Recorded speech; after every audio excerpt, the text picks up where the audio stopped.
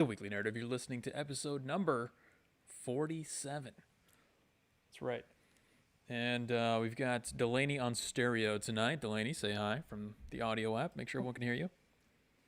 What's up, everybody? How's it going? I'm here. I'm queer. Get used to it.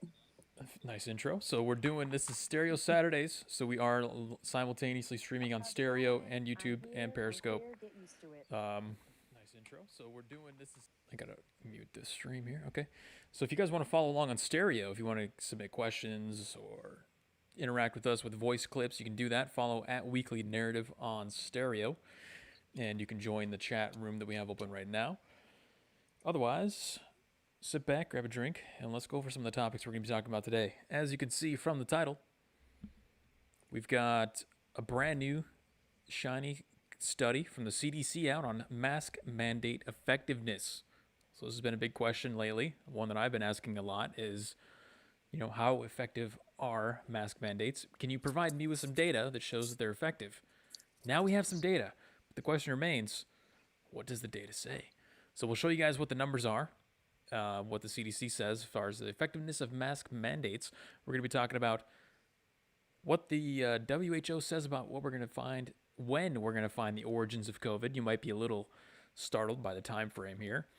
We're going to be talking about COVID and reparations and how reparations were baked into the COVID relief bill. And we're going to be talking about some of the media ratings. We talked about that a little bit last week, but now we've got, again, some data for you, some nice charts and numbers and whatnot that we can go over. Show you just how much the media has been suffering since Donald Trump has left office. We got Holly in chat, Stalking Horse, and Mitch. What's up, guys? I see you in there. Let's run that intro and jump into it.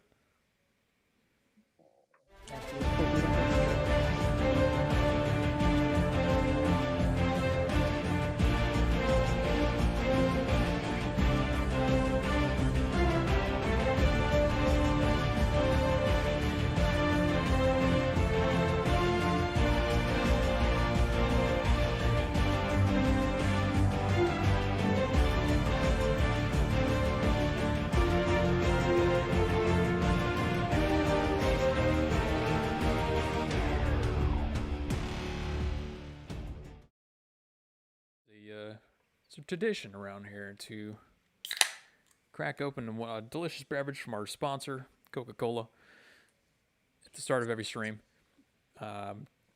Delaney, we haven't been able to hang out. How you been this week? Oh, I've been good.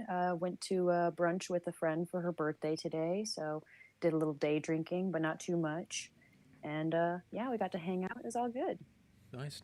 All right. Well, I hope you are as excited as I am to go over these topics. It's pretty COVID heavy today, but I don't know if you noticed this or not. The news is pretty slow. You noticed that? Yeah, I've noticed that. Pretty much it's been all about the royal family, which if we don't care about, I'm not going to talk about that Yeah, really. There's some interesting yeah. some meta stories inside of how that's being covered and what's being covered about the royal family, but the story itself is terrible. hmm You guys know we're not going to cover that. Yeah. That's awful. We should have And stopped giving a crap demonetized. about. We should have stopped giving a crap about the royal family after 1776, y'all. Yeah. G-Force says we're demonetized. Exactly right. As soon as I play that intro song, we are demonetized, but it's okay. It's worth it. Yep, totally. And let's start off with a little small hit of some good news from local California here. Now California is in one of the strangest situations I think I've ever seen. They have a governor that people across the entire country hate. It's kind of weird, isn't that a little Oh weird? yeah. Newsom, everyone hates Newsom. Can you name another Oh state yeah. where I hate. everyone cares about the governor aside from New York because of the obvious stories going on there? No, not really. People hate DeSantis too, but the point I'm trying to make here is that people pay attention to Newsom. And we just heard that there were enough signatures gathered to trigger the recall in California. So, Yes, get him out. Get him out. yeah, everyone I know is pretty happy about that. They gathered, I think, like 2 million, over 2 million signatures. I think 1.5 signatures were needed. And then the people that were gathering them, one of the local news stations here, Fox LA, I think it was, said that they already had the minimum number required already pre-verified by a third party. So now we're going to see. I think the deadline is passed. The time is up. I think we're going to see now how scrutinizing they are of those signatures. You know, how many they're going to try and disqualify. Well, yeah, they're going to always try to disqualify it because all the people, I mean, the only other people who love Newsom, I mean, hate Newsom, love him and think that he's the greatest thing since sliced bread. And they're like, oh, he's been so great locking people up in their houses and locking down businesses and, just all kinds of stuff. And that's all for the greater good for COVID. So he's done a great job, even though he's not, he's not even following his own rules that he's implemented. Well, we're going to be actually looking at some of the effectiveness of the state reactions to COVID and comparing them today. We're going to be going we got a lot of COVID data to help paint the picture for you guys of what's really going on. And shockingly, it's taken over a year to get this data, but here we are. Have you noticed also the trend? I think I opened up my iPhone and I had a news story on there that said where the pandemic is almost over. It's just a matter of how fast we want it to happen, or something like that. Have you seen any kind of the messaging or the narratives kind of shift towards the pandemic is ending? Oh yeah, I mean, I've seen a little bit of that, but I feel like the media doesn't really want to have the pandemic end because if the pandemic ends and they don't have Trump, then how are they going to generate any kind of ratings? So It's true. What's up, Dari? And well, yeah, the media needs a new boogeyman to point at, and we're going to look at how terrible they've been hit a little bit later. But I just thought it's so funny that coincidentally, 3 months after Trump is out of office, it's all of a sudden we're going to be opening up soon. The pandemic is almost over. And did you see Trump came out and he released a official memo that basically it was like 2 sentences long, and it just said, "Hey, I hope that when you get your vaccine, you remember that it was my warp speed program that gave you that vaccine, and that if it was Biden, you'd be waiting another 5 years." Did you see that? I did see that memo and it was pretty glorious. And Uh, I loved how he said in the memo is like for the China virus, also known as the coronavirus. I love that he had to yes, put he's the China still hitting virus on in the there. China virus. I love it. Yeah, that was pretty hilarious. He Hmm. just want to make sure nobody forgets. It's only been 3 months, but we want to make sure we don't forget. Never forget. All right, let's do a couple side stories here before we jump into the COVID stuff. We got one from Portland. You guys may have seen there's been some stuff going on in Portland. You know, a story or here in the last year. Hmm. um, Just a story. yeah, you know, just a story here and there. There's been a lot of shootings there recently, and I want to go over this article that just came out from a local news station there, and I want to see if they can identify what the problem is, because we're going to start to see this all over the country. We already are seeing it in like L.A., San Francisco, Hmm. stuff like that. This is from OregonLive.com. One killed in brazen broad daylight shooting near Dawson Park in North Portland from 4 days ago. Oh, A 42-year-old man poor was gunned thing. down Tuesday on the edge of a busy North Portland Park in a frightening afternoon attack that sent people scattering for cover, marking the city's 15th shooting death so far this year. 15 shootings so far in Holy 3 months. crap. The man was found on the south sidewalk of Dawson Park along with North Stanton Street between Vancouver and Williams Avenues. The park was bustling, and Portland police said that it's brazen, broad daylight shooting on a sidewalk in a crowded park. So it'd be equivalent to like Cesar Chavez Park here in Sacramento, someone just walking up in broad daylight and capping somebody, which would be Hmm. shocking. That Mayor, would. I mean, that would make headline news for our local news. So. yeah, and, you know, it's important that when we see something like that happening, we want to identify the issue and make sure that we can remedy that as quick as possible. Mayor Ted Wheeler, addressing the reporters at the scene, said Portland's recent run of shootings is our, quote, top public safety concern. I think as far as Hmm. homicides and violence go, we're already in a state of emergency, he said. Whether or not there's an official declaration is besides the point. The city's recording 20 Okay. homicides so far this year. 20! That's the Oh my that's the same goodness. number as the In 3 months. in 3 months they've Three got. months, 20. Yep, That's the crazy. same total number that they had in the entire year of 2016, Wow. and Just 15 in of three them months, were gun they're, violence. wow. Mm, dang. We've had an unprecedented number of shootings in the city, especially since June. It doesn't seem to be slowing down. But, uh, You don't say. yeah, yeah. So let's. We got a quote here from a local resident, and I want to make sure and cover this because it's getting to exactly what my point is. Richardson, 64 years old, um, says that I can't live around this anymore. He said he won't allow her grandchildren to visit her because of the violence. It's just sad to see that people keep killing one another, she says. So what you're witnessing here is literally, we talk about how the leftists are kind of suicide mentality, right? They're in a suicide cult. They want to kill themselves, essentially, not directly, but through their ideology. They do want to kill themselves and their communities. So we mean that both Hmm. literally and figuratively. You're seeing that in the wide open now. People are literally, they can't even hide the fact that they don't endorse it. They're not even political, but they have to have an opinion on the situation, the status that has been created by these people in these environments. So this guy or this woman says that I can't live around this anymore. She won't even let her grandchildren visit. Have you seen the homeless encampment problem that's happening in Portland too? The city is dying. That's the point I'm trying to make here. And this is one of the most quote unquote progressive cities in the entire country. So what does it hint about progressivism? That's the question that I have. Well, to me, it just hints that progressivism is not exactly progressing to anything. It's like just degressing, if anything, not progressing. I think they just need to relabel themselves as degressives, not progressives. Mostly peaceful afternoon, says DeFrail Jew. Yes, it's broad daylight shooting, but the afternoon was mostly peaceful. Aside from that, um, Mm. let's see. Aside from all the junkies shooting up in the park, yeah, mostly peaceful. That's peaceful. Shooting up is peaceful.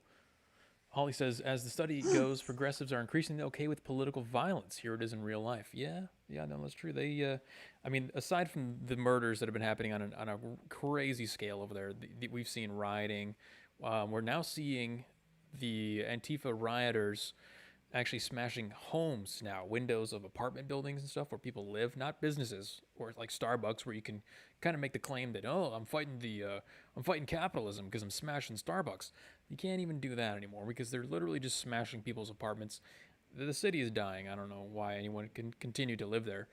And I can totally understand why the Mm. rest of Oregon wants to secede and like basically just say, "Hey, Portland, we don't want anything to do anything with Portland. We want to join Mm-hmm. Idaho and Northern California and create this new state called uh, Greater Idaho." Don't blame them at all. It's Well, talking. and I've talked to people who are from Oregon, like not Portland, and they all say the same thing. They're like, Portland is like its own entity in Oregon. Like like the rest of Oregon, they're like, we don't give a like word of what Portland is doing. Like we don't like they are on their own little island over there just destroying themselves. And that's fine, let them. I'm cool with it. Yeah, I think what I do like about this is that we can have the experiment and we can say, "Hey, look, we let you do your progressivism. We've seen it happen, and if we've had a couple iterations of it now. You've seen it in San Francisco.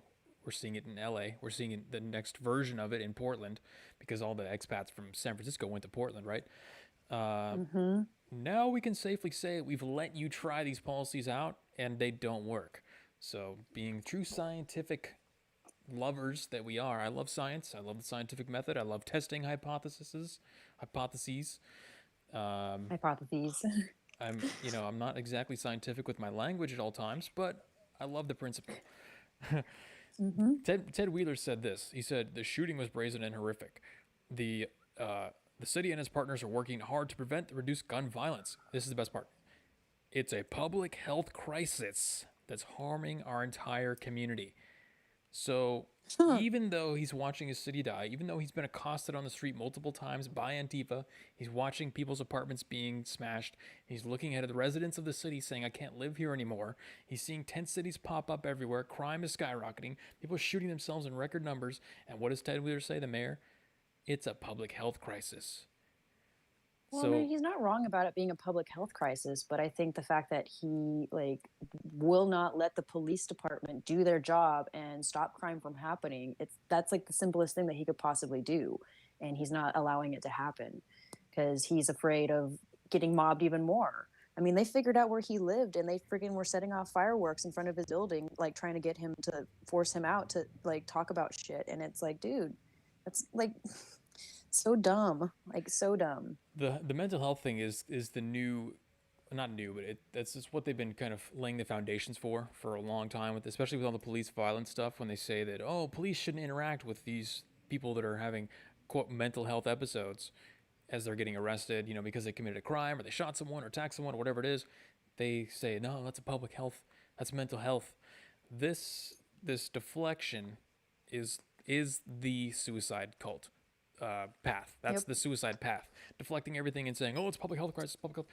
We literally saw, I think 2 weeks ago, when there was a guy. If you remember, I forgot what his name is. He got plastic bag. He got like the spit hood put on him, and he died in police custody last Mm-hmm. year. He was naked, high on PCP, and what did the Mm-hmm. left call that? They called it Mental health a crisis. mental health crisis. So let's extrapolate that logic out. Those are the kind of incidents that they want, and that guys like Ted Wheeler want to have social workers respond to instead of police. They want social workers to respond to somebody high on PCP, which they classify as a mental health episode. See, they're gonna everything that's actually a real problem, instead of addressing it and having to accept responsibility or propose an actual solution, they're going to write it off and deflect as a public health crisis. This story is just another example of that, which is why I wanted to bring it up. Who cares about shootings in Portland? We all know the city's burning down. We're seeing the continuation of the narrative that it's all about public health, mental health. And even Mm-hmm. when people are getting shot with guns, I shoot somebody with a gun in the head, that's a mental health problem. Okay. Oh, and for the record, the guy that you're talking about that died via police spit bag, his name is Daniel Prude, age 41, from Rochester, New York. That was it. So Yes, that's that when was that. the one. That was all these guys. I would love to see social workers try and apprehend somebody high on PCP. Right? Like, what is a social worker going to do when it's a crazy dude on PCP that has a knife on him and thinks everybody's trying to kill him? What is a social worker going to do with that? Social workers can hardly handle, children in domestic violence situations. They can hardly like handle that caseload that they have, and now they're going to have to deal with adults having quote unquote mental health crisis and deal with that, and they're supposed to like have the gear and the know the wherewithal to figure out how to deal with that. In a Like, it in a doesn't. literal sense, that is a suicide cult right there, because you're sending in these defenseless people to go deal with raving maniacs, which may be a temporary state. I'm not making any commentary on the actual value of that person's life. I'm saying that at the time they're high on PCP, they are raving maniacs. They want to send a social worker in. Mm-hmm. Oh, hey, I read on page 31 of my book in college that if they're hyperventilating, that I should tell you to visualize animals that you like. That's literally the kind of shit that they would go and telling him to do. Yeah, what is your favorite color? What's your favorite number? Let's calm you down by talking about your favorite things. Yeah, Like, no, are you serious? yeah, no, we all know that's BS. I just wanted to let you guys know that we're keeping tracks on the narrative and how this whole bigger picture is turning out, and it's still being everything's being deflected as a public health or mental health crisis. So that was just a little update on the narrative there for you guys. Police brutality, a social worker will need to die before they put a stop to that garbage. Well, that's the thing, Dari. It's a great point, actually, because they won't shut up about the social worker thing until they actually send a social worker in and they just get completely demolished. It's almost like a comedy skit. You could see this happening in like SNL or some kind of maybe Whose line is it anyway? Whose Line Is It Anywhere? Monty Python, where they're like, "Oh, there's a raving mental health crisis over there. Send in the social worker," and they just get like chopped up. They're like, "All right, let's send in two social workers," and they just get like chopped up. Like, let's send in three, and they just keep getting chopped up. Like it's a comedy skit. The reality these people want is literally a comedy skit. A little bit, yeah. It feels like a scene from Monty Python's or a comedy scene from Whose Line. Like, this is something that you would see on Whose Line Is It Anyway if it was still on the air. Disarm a raving PCP lunatic with nothing but words. Oh, he has a 6-inch knife. So good luck. Yeah, That's yeah. good Be stuff. careful. Be careful. Good stuff. Good stuff. We all know, and you guys can tell, that news has been a little bit slow lately. And although we have been able to locate and talk about interesting topics because I'm able to dig up these studies and whatnot. But everyone else, like Don Lemon and Rachel Maddow, they're not having as good of a time. We talked about this last week, how there was kind of a generic sense that you could see on the internet. Even outlets like BuzzFeed, Huffington Post were suffering, laying off employees. But now we got some actual Mm-hmm. numbers to go off of for how much the ratings have been going down in the last few weeks. So this is a comparison of numbers since the end of November from last year. So this is basically the last 4 months. What has happened in the last 4 months? Biden got elected. Biden got elected, and we're looking at some. If you're looking at the stream, if you're looking at the audio, if you're just listening to the audio, you're not going to see these charts, but I will narrate them for you. What we're looking at is primetime cable news weekday change in total audience. And we're just going to go through and list these out. CNN tonight with Don Lemon, the biggest loser. Actually, he is the biggest loser out of all the people on here. He's at a He's negative. the weakest link. You are the weakest link, Don. Get out of here. Don Lemon, as Tucker Yeah. Carlson likes to say. 32.5% decrease in audience. That's a third of his audience is Ooh. gone. Second in line, Anderson Cooper, Yikes. 32.2% decrease. Cuomo primetime following up in third place with a close third, 28.5% decrease. Chris Hayes, who does have TDS, but it's not as severe as the top three there, 16.7% decrease. And then we're going to get into, now this isn't a completely biased chart. We're going to have Fox News right-wing people on here too. So the Ingram angle with Laura Ingram, 9.2% decrease. Lawrence O'Donnell, who is full Okay. on stage 10 TDS, he got a minus 18%. And Hannity lost 12%. Tucker Carlson lost the least of all. That's right. Tucker Carlson was the least affected by all of this because he doesn't rely on TDS for his audience. He doesn't rely on pro-Trump stuff for his audience either. So it would follow logically that he would have the lowest decrease, which is true, minus 4.8% decrease, and Rachel Maddow with a 9% decrease. So now everyone's going to get a decrease because the elections are over. People are going to be watching the media because of the elections, because of the Trump stuff.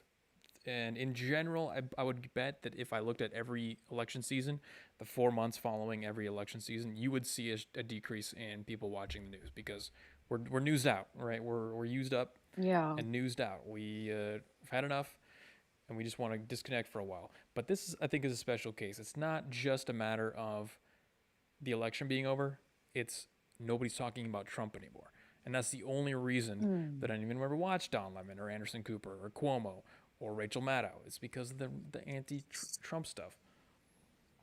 Yeah. Well, and I mean, this probably doesn't have a big part to play, but I also believe a lot of people, like you said, they're newsed out. And I think a lot of people are kind of seeing like how crappy the mainstream news is. And they're going to alternative sources and they're going to, just the banned people to like listen to some news because they're tired of listening to these crazy people just rant and rave about just nothing for hours and get a whole freaking show to themselves to talk about nothing essentially.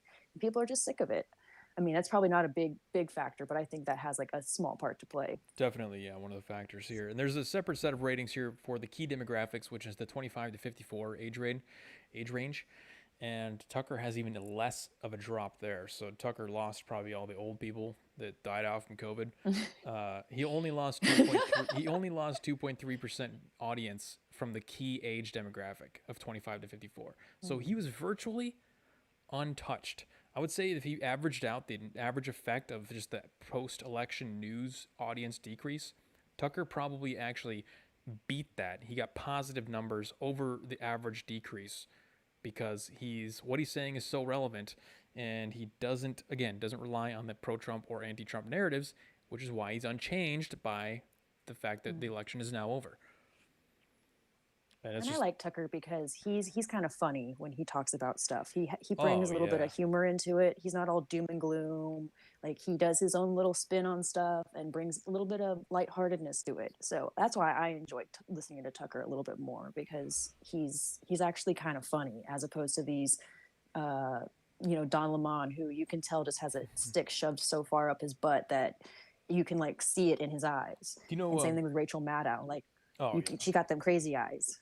You know, Don Lemon has a book called "What I Tell My Friends About Racism." Oh my god! Yeah, it's pure Wow. unbalanced news source there for you, definitely. Hmm. Let's see. Yeah, Dari in the chat said he points out the hypocrisy. I agree. He does that as well. He's pretty good about pointing out the hypocrisy while still kind of being relatable and funny. So And he talks about stuff that's relevant for everyone. I mean, he talks about anti-corporation stuff. He hates big corporations. Tucker hates big corporations, which is why some people have called him a socialist. I don't know if I would agree with that, but he also talks about things like child trafficking.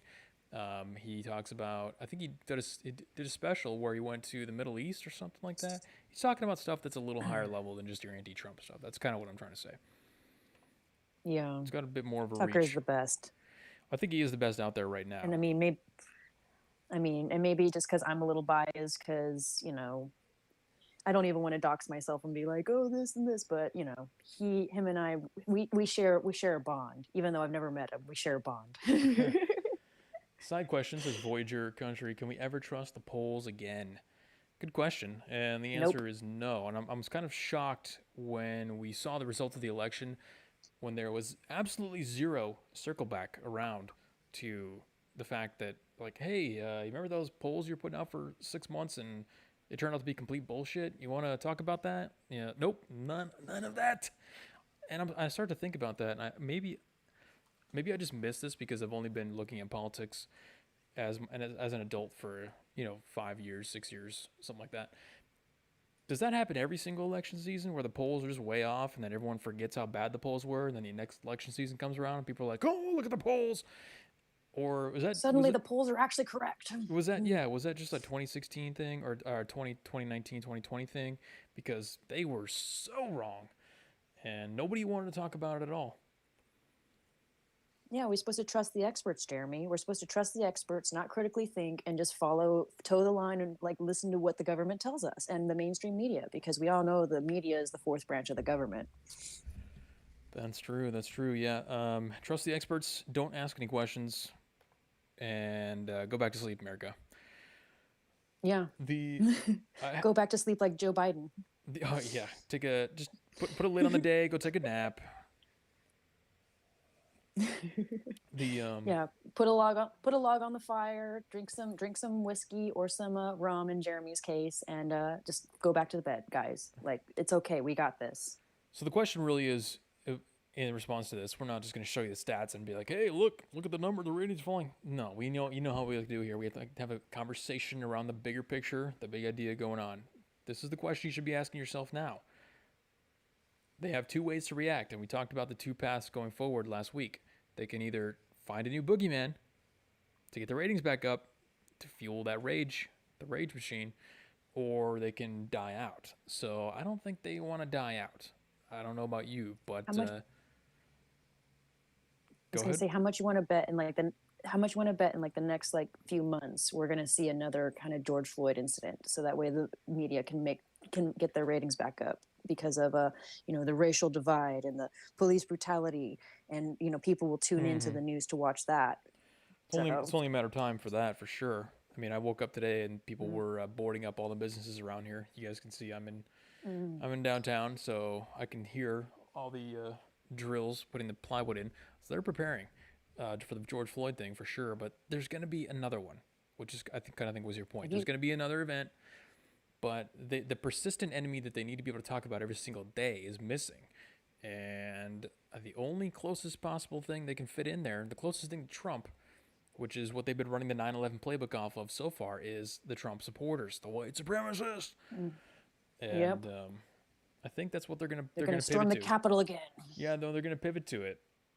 They're gonna pivot to the white supremacists to cover, and that's the closest that they've got. They'll wait for whatever kind of travesty happens, and then milk that for all it's worth. But yeah, Mm-hmm. Milk it for all its glory, baby. feed that rage machine. So that's the question, really, is Hell yeah. how are they going to react to these drops in the ratings? So that's what you should be thinking about. The George Floyd thing is Or we're interesting. gonna have an Go ahead. or we're gonna have another Jesse Smollett incident of a fake hate crime. Oh, there's, I haven't heard of any fake hate crimes lately. The fake hate crimes kind of evolved into the anti-Asian racism thing, where now it's, instead of hate crimes that you're seeing happening that can be attributed to anti-blackness or whatever, they're just finding any crime they can and saying that's white supremacy. So I think that hate crime narrative kind of evolved too, because it's a lot easier to just say in an abstract, totally non-meaningful way, oh, that's white supremacy, because if you connect the dots in this crazy pattern, it links back to white supremacy, which is what the anti-Asian racism stuff is all about. Ironically, there was Yeah. another attack in Oakland last week. 75-year-old, I think he got permanent brain damage. He's in a coma or something like that. And I used our rule, the rule that we developed, which is that if they don't name the race in the story, then we know that they're black or minority. And I went to Twitter Mm-hmm. and I engaged with a few people. I was like, well, we know what this says. They didn't name the race in the story of the local news station in California or whatever. So we know what that means, right? And then all these people dogpiled on me like, well, no, what does it mean? What are you trying to say? And then like a half an hour after I posted that, the police department released the pictures of the guy. Guess what? The rule held up. Black dude. The rule held up. But we all know that this is all being done by black people. And when I say all being done, I'm not saying 100%. I'm saying the majority of them, pretty much all of them. Jeremy needs to flee to the square dancing barn.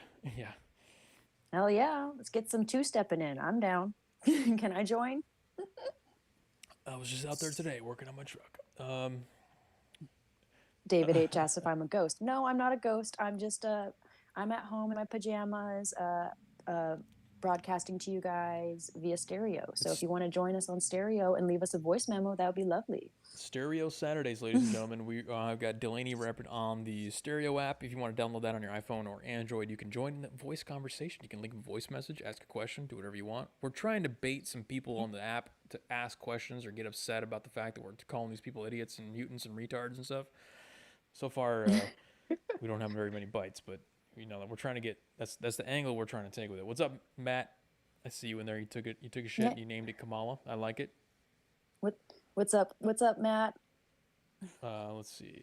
Not all, but most. That's right. Yes. Well put, David H. So let's just move on to our next story here. This is just a continuation of the degeneracy of society, wherein we are now not only accepting, but facilitating the general decline in intelligence, as represented by Dictionary.com, who recently announced that they're adding new words to the dictionary. Because Oh yay! Let's see them. Yeah, Because we always need new words. these are good ones too, and I do agree with the fact that sometimes new words are created, like super straight. Definitely needs to be circulated and adopted by general society. For the most part, these are ideologically tinged in one direction that will be very easy to see once we take a look. But I think we got a comment in stereo. Let's hit that up. All right, I'll hit it for you. Do you think Joe Biden's recent stimulus bills are a way of buying votes legally? Yes. Your question, yes, I do. Simple answer is yes for me. Obviously, yes, but we're going to actually go into detail on that later on, because we're going to be talking about how reparations have been baked into the COVID relief bill. So not only is it just a way for him to buy votes, but it's a way for him to specifically either, you can take two angles on it. You could say either avoiding helping white people, or specifically targeting the minorities, which is what we're seeing in these relief bills. So yes, good question. Absolutely, I would say so. Keep listening, and we'll talk about it. So stay on. Don't leave. Well, the money was going to go out anyway. So even still, the $1,400. How many we've gotten 2 checks in the last year? Is that really enough for anyone to actually survive? The answer is no. So we're getting scraps, and people are like happy about the scraps. That's what blows my mind about the stimulus stuff. They're they're golf clapping for them for the scraps. Yeah, They're no. like, "Thank you, sup. I want more, please." All right, we got a new word alert from dictionary.com. BIPOC, BIPOC, which is an abbreviation for Black, Indigenous, and People of Color, is one of the 600 words we just added to dictionary.com. Oh my God. Yeah, representation. Hell yeah, let's do it. Some of these are real. So deepfake, that's a real word that needed to be added to the dictionary. Here's a good one that I love. I thought this one made me laugh out loud. Finna. God, I can't wait to try and explain this to my parents' age people. Finna, Finna, is, as they define it, a phonetic spelling representing the African American vernacular English variant of fixing to. It is one of the 600 words we just added to the dictionary. So when you say, I'm fixing to go to the store and get some more milk because I'm out of milk, Black people have been saying finna, as, you know, I'm finna buy some rims for my car, something like that. You know what I mean? Like finna. Every other word is finna, Yeah, and it's yeah, just I've heard people say that. it's a bastardization of language, and this is even worse than that. This is the worst one that I've seen. I didn't even go through but a handful of these. Supposedly, Supposedly. Wow. yes, like kind of like across, Supposedly, but which is also not a real word. Supposedly with the B, supposedly as which is an adverb meaning as well may be assumed, imagined, or supposed. They're adding the incorrect spelling of a word to the dictionary because so many people were using the wrong version of the word that they have to accommodate people's stupidity and actually make it a real word. That's where we're they're at. like they're just glorifying ebonics essentially. They're just glorifying and making ebonics like a verifiable thing in the dictionary, and I'm not for that. Oh, you know Like what? You know, it'd be people cool if need they added. What if they added axe, AXE? Your axe a ask you a question. question. They probably did. We've got another message in stereo. Hit You it. want me to play that? Okay. There's tons of news that the news is just choosing not to report. You want to see a messed up one, check out E. Lee, an Asian woman that was raped, murdered on video. Pretty messed up. No reporting on it. Well, of course, because it's Asian, and they're never going to report on that. Or if they do, they're gonna blame it on white supremacy. I'm guessing they couldn't spin that one to be white supremacy because of what was the contents of the video. I'm pretty sure I'd know what you're referring to, but I haven't looked into the story. But yeah, it's a great point. There's a lot of stuff happening that the news isn't actually talking about because this is the times when the news is slow. Was that Osis, by the way? It sounded like Osis. It was Osis. Okay, yeah, that's what I thought. The times when the news are slow, like right now, is exactly when you should notice and start to kind of the link to the matrix should start to weaken, and you can see the static where the news isn't really about informing you; it's about perpetuating the narrative. So that's it's times like this where you can kind of sit back and see, like, hey, why isn't the news talking about this? Oh, okay, because it's about the narrative, not about keeping you informed.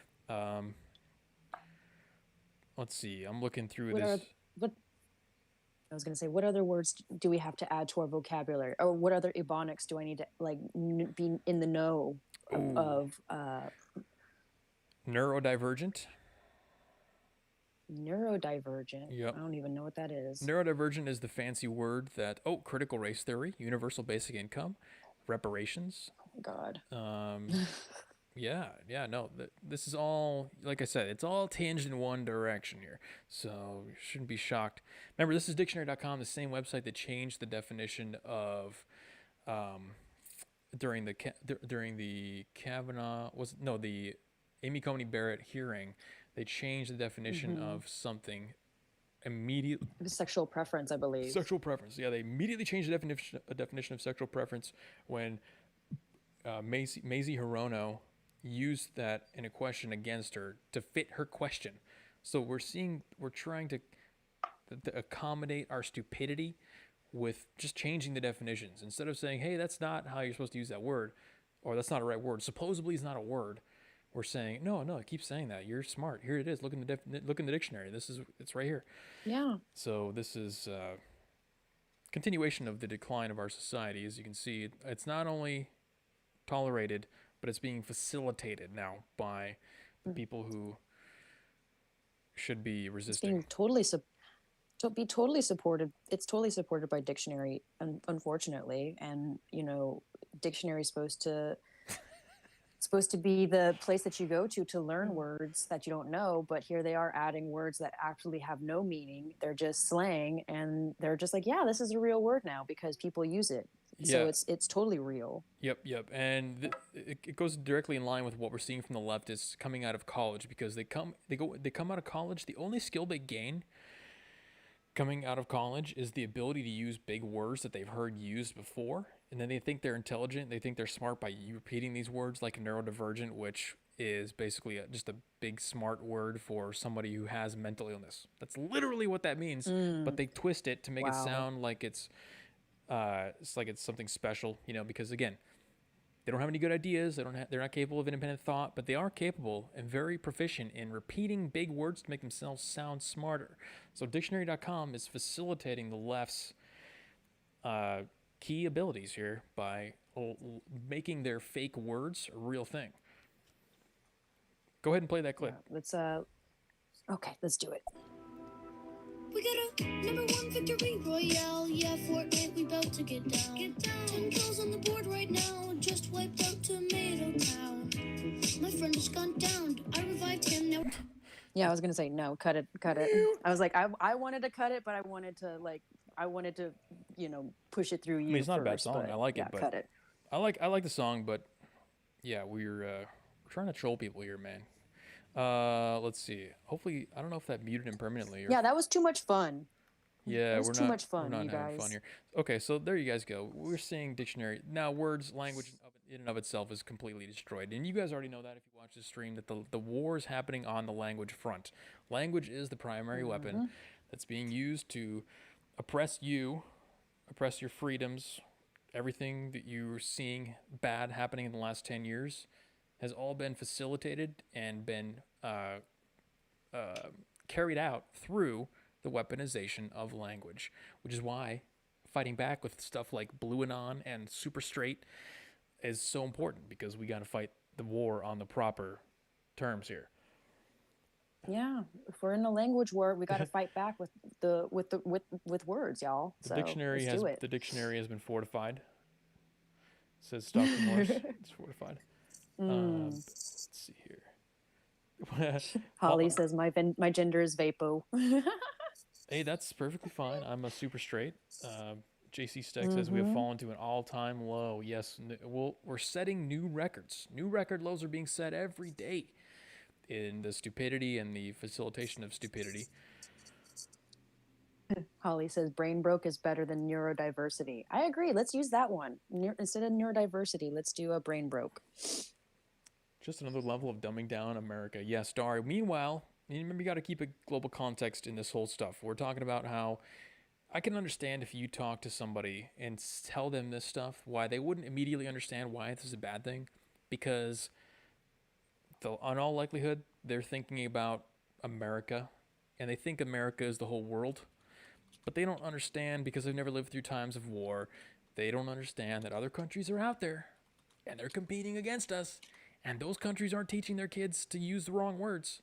They're teaching their kids to learn how to do AI and cryptocurrency and how to be more masculine, and they're investing in like high-tech stuff, and they don't care about pronouns. They're using pronouns as a weapon against us.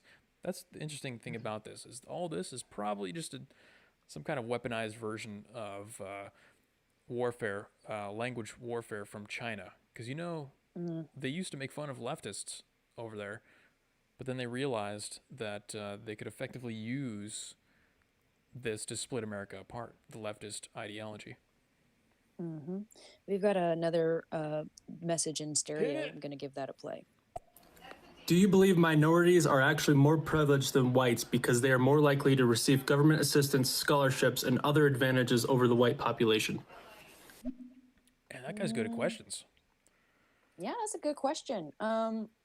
I wouldn't say privilege, but they definitely do get a leg up on a lot of different things that a lot of white people or a lot of people that I know are white don't get. So I don't necessarily think it's a privilege. It's just they definitely get a handout to get a step up, and some of them take advantage, and some of them just don't give a shit. So Well, if you want to look, everyone talks about systemic racism, but when you ask them for an example of systemic racism, they can never point to something. And the real definition of systemic racism is a law or a rule or a policy that has in writing, it says right there, you're like, hey, white people, they get 1.5 times the salary of a black person, for example. There's no examples of that they can point to for the white people. So when they say systemic racism and they define it that way, what they don't understand is that that can easily be turned around exactly right back on them, because there are policies in writing that say we prefer black candidates for this position. We have 80 million scholarships for blacks where we have 2 for white people. We want to hire blacks. We want to give more college enrollment to blacks. We have all these fast track programs. We have lower standards in testing for minorities. We have all these programs that are in writing, systemic advantages for minorities. So it's not a matter of me thinking whether or not they have an advantage. They do have an advantage, and it's in writing. You can see it in the policies, in the rules, in every organizations. You know, if I was a big company, or if you go to any big company, big corporation, you will absolutely have probably a 2-to-1 hiring probability over a white person if you're a minority, just because you're a minority, even regardless of your qualifications. You have magnitudes, orders of magnitude greater numbers of scholarships to apply to colleges. You have a crazy amount of a higher chance to get accepted into those colleges. You name it. I mean, there's so many different advantages. So the answer absolutely is yes to that. And I would love to hear any kind of rebuttals to that. You know, like, is it really a good thing? Is it a bad thing that blacks have scholarships for their race, but white people don't have any scholarships for their race? I mean, they have all kinds of universities just dedicated to being for black people. That's a great You don't point. see any, you don't have any universities that are just for white people or for mostly white people, because that would be racist. But then the leftists would argue that all the universities are for white people and not for minorities. And that's why they have to take up space and they have to have their black only spaces. So, yeah. There you go. Great question. And that guy reads it off like he's a professional question asker too. I got to give him props for that. Let's move on. Yeah, thank you for being so brave to talk to us. I love it. Let's move on to the next topic here, which is, well, you'll find out after you hit the like button on the video, guys. If you don't already know, we are streaming live on YouTube, DLive, Periscope, Twitch, and YouTube, if I didn't say YouTube already, and stereo. So if you're listening on stereo, you can watch on youtube.com/weeklynarrative. If you're listening to the podcasts, you can watch and interact with the chat in the live stream if you want to do so. 7 p.m. every Tuesday and Saturday. That's why we're here. So hit the like button, and then let's move on to the next topic here. We're going to move into the COVID stuff now, the really good COVID stuff. Ooh, juicy. Do you want to? Okay, so do you want to start out with the reparations COVID stuff, or do you want to start out with the governor's actions have no effect on the COVID outcomes? Well, I mean, since we're already kind of talking about minority privilege, we might as well just go into the reparations that have been embedded in the COVID relief That's bill. an excellent point. Yeah, that guy gave us a great segue into our next topic, and that is from MSN.com, from Daily Mail, actually. MSN citing Daily Mail. White farmers blasted $5 billion promised to minority farm owners. So we're looking at some, this is the great thing about passing laws in the United States of America, is that you print out the gigantic law. It's 8,000 pages long. Nobody knows what's in it. Nobody reads it. And then it gets passed, and then you start to dig through it, and then you find stuff like this. White farmers have voiced their frustration after President Joe Biden's $1.9 trillion COVID relief package this week awarded $5 billion to minority farmers while not offering them the same aid. Wow. Exactly what I just said. Crazy. The Emergency Relief for Farmers of Color Act. Wow. Farmers of colors. Jesus The Christ. FCAs, bro. Yep. I mean, that's a big, The FOCs. big demographic. Big demographic. Yeah. The Emergency Relief for Farmers of Color Act was introduced to the relief package by Georgia Senator Raphael Warnock in early February to provide immediate financial relief to Black, Indigenous, and Hispanic farmers. And I gotta say, this is just an observation. I can't think of a time where I've ever even seen, like in a documentary or on TV, a Black, Indigenous, or Hispanic farmer. I'm just saying, Yeah. all I the mean, they're all the ones usually that I've working seen the are. they're usually working the farm. Very rarely do they actually It's not own the racist, farm. just an observation. Yeah, it's just an observation. Like, not no racism intended. I'm sure they it's are. Just, I'm sure they exist. I'm not saying they don't exist. I'm just saying I've never seen one. So, the bill provides $4 billion in direct payments to farmers of color and has allocated $1 billion to address systemic racism at the U.S. Agricultural Department. What? Providing legal assistance to Okay. farmers of color and grants and loans to improve land access for minorities. So, question is, I branded this as reparations. Is that accurate? Yes or no in chat? Did I hyperbolize that at all? Does this sound like reparations to you? The $4 billion will provide direct payments of up to 120% of a quote socially disadvantaged farmer or rancher's outstanding debt as of January 1st. 120% of the debt is going to be paid off for only the minorities. It's just minorities, no white people. All the the 90% of the white Wait a farmers second. out there, no money for you. Wait a second. I'm not sure on the minorities part. I don't know if that part was for the minorities, but yeah. I don't know if so I don't know if the 4 billion, the 120% goes to just minorities, but in general, what you're seeing now is all these debts getting paid off. Anti-systemic racism at the U.S. Agricultural Department, $1 billion to address that. Is that really that big of a problem? I wasn't aware of any Yeah, racism at the Agricultural Department. I don't know if you guys are privy to stories that I wasn't, but I've definitely never heard of any racism there. there's probably they call it racism because it's probably mostly white people running the USAD. So right there it is what they mean. racism. Yeah, that's exactly what they mean. But how in the world do you spend $1 billion to quote address systemic racism? Do you like $1 billion PowerPoint? Like you train people? Hey, Louis, you got unconscious bias. Don't do that. That's what are they going to do? Send them through the racial diversity courses that Coca-Cola offered. So be less white, you guys. That's literally what that was. It's just a PowerPoint. I mean, $1 billion to address systemic racism. That doesn't even make any sense. But people are reading this or just glossing right over it, and they're like, "Oh, yeah, no, that's a great thing. That's good. I'm glad we're gonna get rid of racism," without even thinking of what that is, what that means, what are the actual actions that are gonna be taking place to address that. They don't think about that at all, which is why this kind of stuff gets passed. Go ahead and hit that clip. I heard a clip come in. Okay, I got you. So why does Trump get scrutinized for saying grab her by the pussy, but if Joe Biden sniffs girls and touches them inappropriately, it's okay? Bullshit. Thank you for saying that. Yeah, no, it's true. Well, I mean, he didn't even say like I grab him by the pussy. He was just saying like the girls around me He that said are they around let him. really famous people. Yeah, they let you. Not like I go and do it. They let you. And then of course, like she said, Joe Biden goes and sniffs little girls and calls urban neighborhoods racial jungles, and nobody bats an eyelash. Oh, that was a different time. That was a totally different time, and it's fine. He's less racist now. He's using his white privilege to better the United States. Give me a break. Didn't Joe Biden say something like poor kids can do just as well as white kids too? Something like that. Yeah, There's he a said line that. like, I mean, there's plenty. So it's not the matter of like the media picking and choosing who to go after.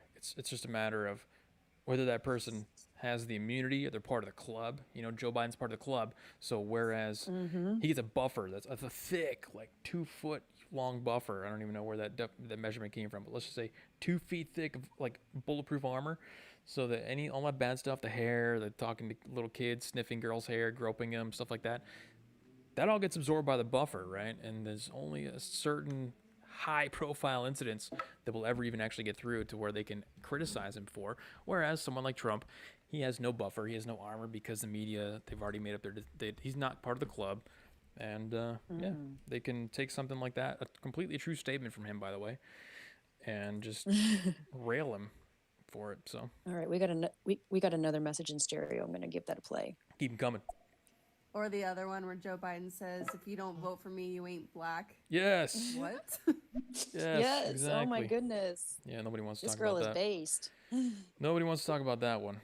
And man, think of all the stuff that they let him get away with. You know, just like putting a lid every single day on his campaign, 0 public appearances, taking questions from the press, making all those ridiculous statements, and still 0 scrutiny from the media. Fascinating.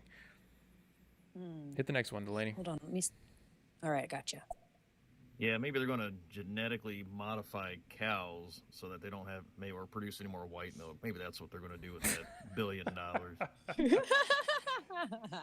Probably, That was a good one. you That know, was a good one, my friend. That was so good. That would not shock me if Yeah, there was some stuff like that in Instead there. of producing white milk, they're going to genetically modify the cows to produce chocolate milk. So there you go. So here's what I say: you got to maintain a global perspective on this kind of stuff. Think about how we're going to spend $4 billion in direct payments to farmers of color, $1 billion to address systemic racism at the U.S. Agricultural Department. Meanwhile, China, our competitor, they're spending money on what? They're spending money on like genetic enhancement to make their people super people.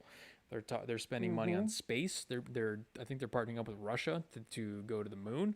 They're talking about doing advanced AI, advanced weaponry. They already have a bigger navy than us. Did you hear about this? They have a bigger navy than we do now, with more advanced ships. Dang. So that's what and they're also spending their too, money that on. documentary that we in that documentary that you showed me, the new Silk Road, they're building high-speed rails to connect China to Kazakhstan to Ethiopia to Europe. They're booming. They know what's up, and they're totally beating us out of the water while we're over here fighting about race. They're placing their economic roots across the entire planet, and meanwhile over here we're like, oh, there's racism in the agricultural department, and then we're spending billions of dollars and wasting our time on stuff like that. So yeah, I'm just saying, learn some Mandarin, okay? Just a little bit. Be able to communicate at a base level in Mandarin. That's all I'm saying. So Dang, there's for real though. but let me Get scroll ready, back up. folks. It's coming. It's coming. Let me scroll back up in chat and see if I got yes or no's on the reparations. I don't know if anyone responded to that or not, but I presented. Stalking Horse says 40 acres and a mule. Yeah, I presented that as reparations to minorities. And I mean, the problem with reparations is that they're never going to claim that, oh yeah, no, that's enough reparations now. We're good. It's just going to continue on. So you're going to keep seeing things happen in the name of reparations, in the name of equity, in the name of equality, and they're just going to keep pumping this stuff out, which is going to be basically like just imagine a deer or like your dog. You let him out into the backyard, and he gets a couple ticks on him, but you never take the ticks off, and then you let him out, every day for whatever. A year or 2 years later, he comes in the house. He's just covered from head to toe in ticks. All you see is black. They're just fat, blood-sucking ticks. That's basically what's happening to the American society. It's being parasitized by these people who will claim racism for any little thing. And it's only a matter of time before the host dies. And the host is us, and I don't want us to die. Yeah, the host is taxpayers. China is going to eat our lunch. Come on, man. It's true. Chinese warships equals cargo ships filled with iPhones. Yeah, no, you're not wrong. I mean, the iPhones, I don't know if you're trying to be facetious with that, Anthony, but the iPhones could be weaponized, actually. They could send over iPhones that have, some Huawei chips in them or something like that are spying on everything you're doing. So they could actually be, the phones could actually be weapons. Don't count that out. Just remember, next time you see war, it's going to be like no war you've ever seen before.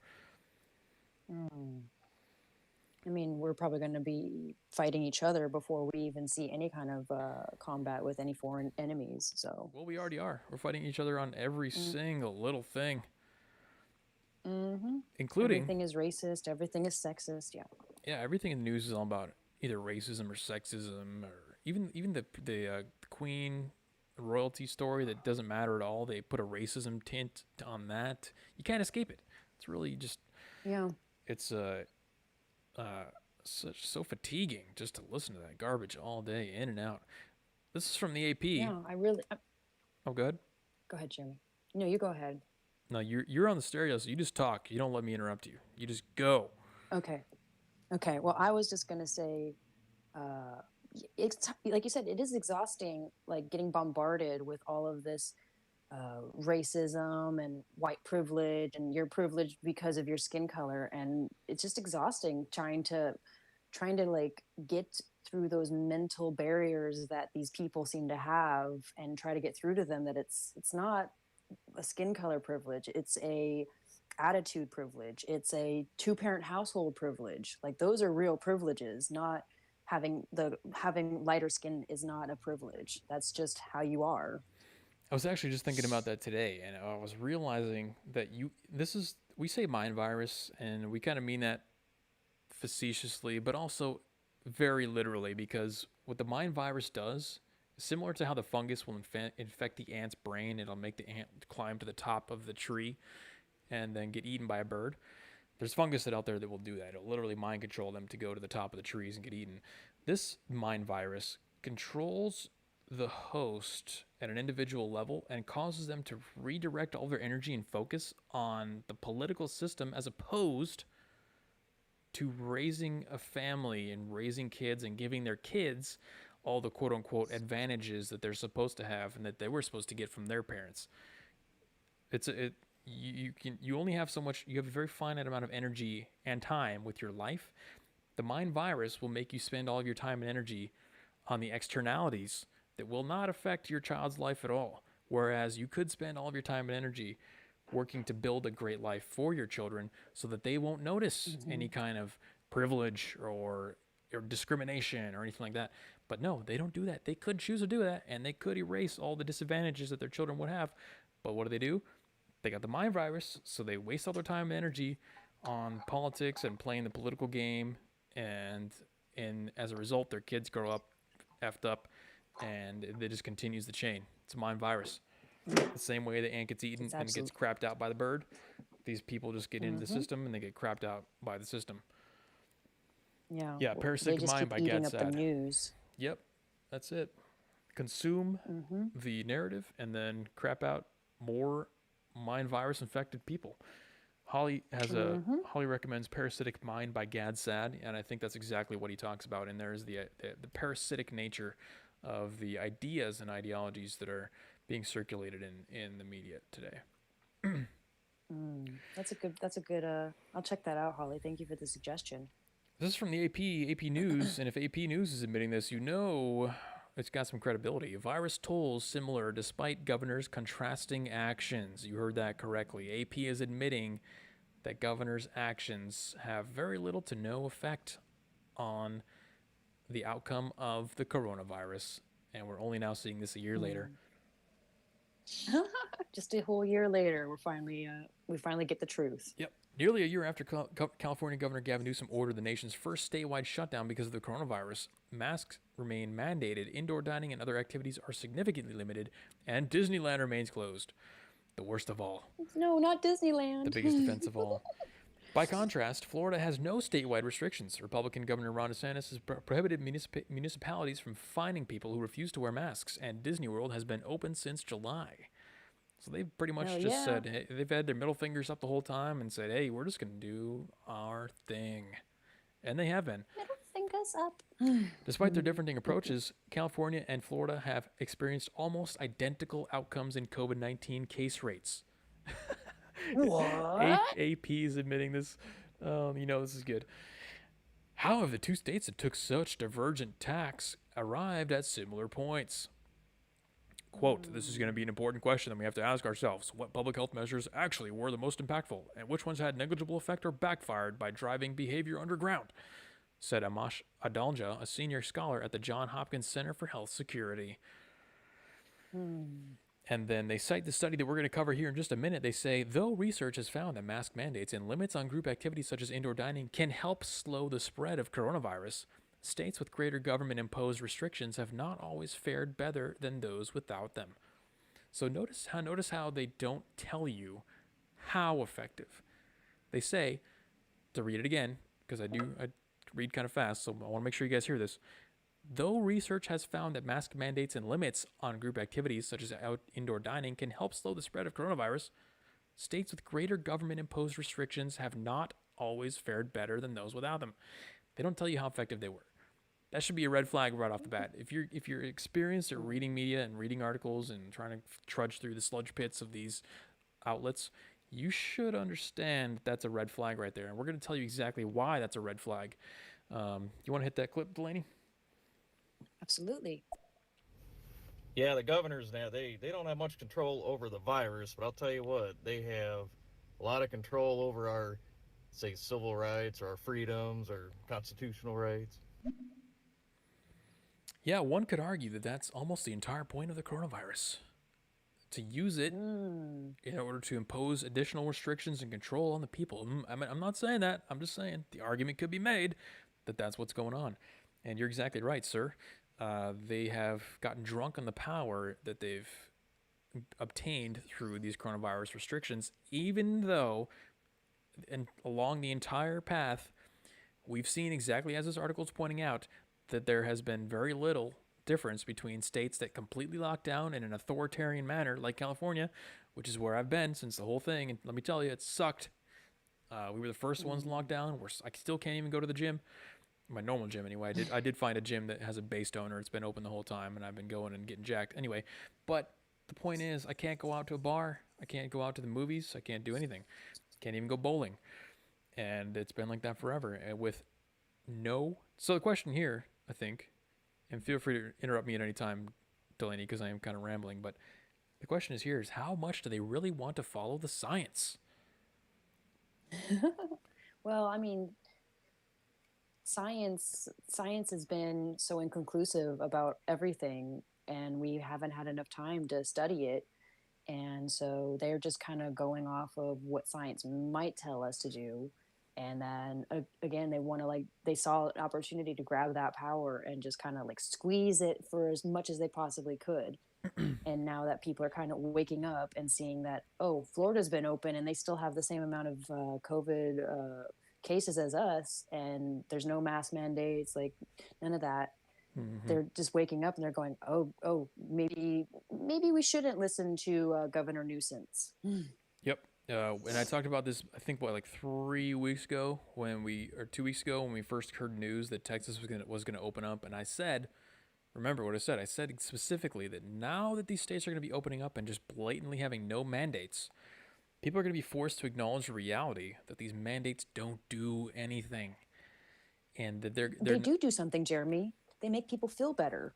That's true, actually. No, you're right. I was wrong on that. They do make people feel better. And this AP says right here, the research has found that mask mandates and limits on group activities can help slow the spread, quote unquote, whatever that means. We'll find out when we look at the study here in more detail. But you look at the numbers between Florida and California, for example. Oh, by the way, what they don't mention in this article is that Florida has the most old people in the entire country, or pretty close to it. Yeah. There's so many old people in Florida. So you would expect them to be dying at higher rates, and yet they're on par with California, which has been locked down the entire time. All right, so we got another message in stereo. Let me give that a play. What are alt-centrists? What a fantastic question. That's exactly why I put it in the absolutely. title, Thank because you for the question. I want people to ask that. Alt-centrism is a new political philosophy. It is a political philosophy for those who are tired of the traditional left-right spectrum. It is a political philosophy that steps outside of the political spectrum. It observes the game being played. Another name for ourselves is objective observers. So when we look at an idea, we look at a story, we look at a narrative, we're trying to take the perspective of an alien that comes down from outer space and just gets told all the details and then has to make a decision without any preconceived notions. We're objectively observing reality and using that information there you go. to pursue our own best interests. That's what it is. We're not fighting for any team. We're fighting for ourselves and our own communities and our own families. So that's hopefully a decent explanation. I've been trying to find the best way to describe what alt-centrism is, but in a nutshell, it's a new fancy political philosophy. Well, and also to the left and the right, they love to create their own terms for stuff. And so we're playing the game, and just inventing our own word to describe ourselves. So, That's right. all right, we got 2 messages. Rapid fire. Oh, I'm gonna correct you on that weekly narrative. We have actually not really been locked down the entire time. It may seem like that because that's what the news media says, but no, we haven't really been locked down on the entire time. Just so you know. Well, we live here in California and we see that businesses have been shut down. And even when they open back up, quote unquote, they have all these Well- stupid rules and guidelines, and you can't even sit inside. Technically, she is right. We were open for like a week and a half. Yeah. We went into Yeah, we went into the gyms. We're open for a week and a half. Come on back, everybody. And then like, oh wait, no, actually, I'm just kidding. We're closed again. So no, she's technically correct. We weren't locked down the entire time, but in general, we've been locked down the longest. we got another one. Tell you why the Los Angeles, like while California's numbers are so high, and even though we had stricter laws, it's because we have like denser communities in Los Angeles, San Francisco, and with multi-generation households and who don't have the ability to just work from home, so they're all essential workers. So that's what happens when you have multi-generation households in like small apartments, and they infect each other, and that's why our death rate went up. It's kind of like what happened in New York, just not as bad. I would actually agree with that. I agree 100% that that's a big contributing factor to why our numbers were so bad. But then, now that you acknowledge that, you have to ask yourself the question, if we knew that situation going into this, we knew that we had multi-generational households, we knew we have a lot of multifamily housing, stuff like that, we know we have very dense areas, so why did we continue with this strategy even though we knew it was leading to deaths? Why didn't we say, get out of the house, go outside, go do stuff, when we all know that keeping everyone locked up inside was going to get more people killed? Same, like you said, same situation in New York. So we can acknowledge that that's reality, but why didn't the reaction change according to reality? That's what I would say. Okay. Oh, this girl's like on fire. She's sending us all kinds of stuff. Do you want me to play another one? Sure. Okay. But I like this idea of alt-centrists. Alt-centrist though. I'm definitely I don't think I could ever be part of the GOP, but the liberals, they piss me off too. Everyone pisses me off. I'm just there. So I'm not against what your philosophy is, but yeah. So Okay, we're good. winning her Like, over. Yeah, both sides piss us off too, because both sides are freaking stupid. So we just like to call out stupid when we see it. Here's the general underlying philosophy between the whole thing, and this is for the woman listening. Thank you for your comments, by the way. The general underlying philosophy is that the left versus right entire spectrum political system is in and of itself a distraction. It's an energy drain on you and the people that you love, your family, and your community. It's an energy drain, distracting you from spending your time and energy on your own personal pursuits, becoming a successful person, a successful whatever it is that you want to do, wife, family maker, or career person, whatever it is. It's meant to keep you distracted and mentally unstable also, because that means you're more moldable mentally. It's a trap. It's not a system where you can participate in it and then get better outcomes for yourself, which is what traditionally most people think is what is actually going on with the political system. They think, oh, well, if I vote for this person that I like, then my life is going to improve. No, that's not really it. And if you really ask yourself, you sit down and ask yourself, how has my life changed on a day-to-day basis between the last 5 years, with Trump in office, Biden in office, whoever it may be, you'll realize the answer is very close to zero. And it's what we call the energy impact inverse relation, where you're spending all your time and energy on stuff that's not going to impact you at all, but you're tricked into believing that it will.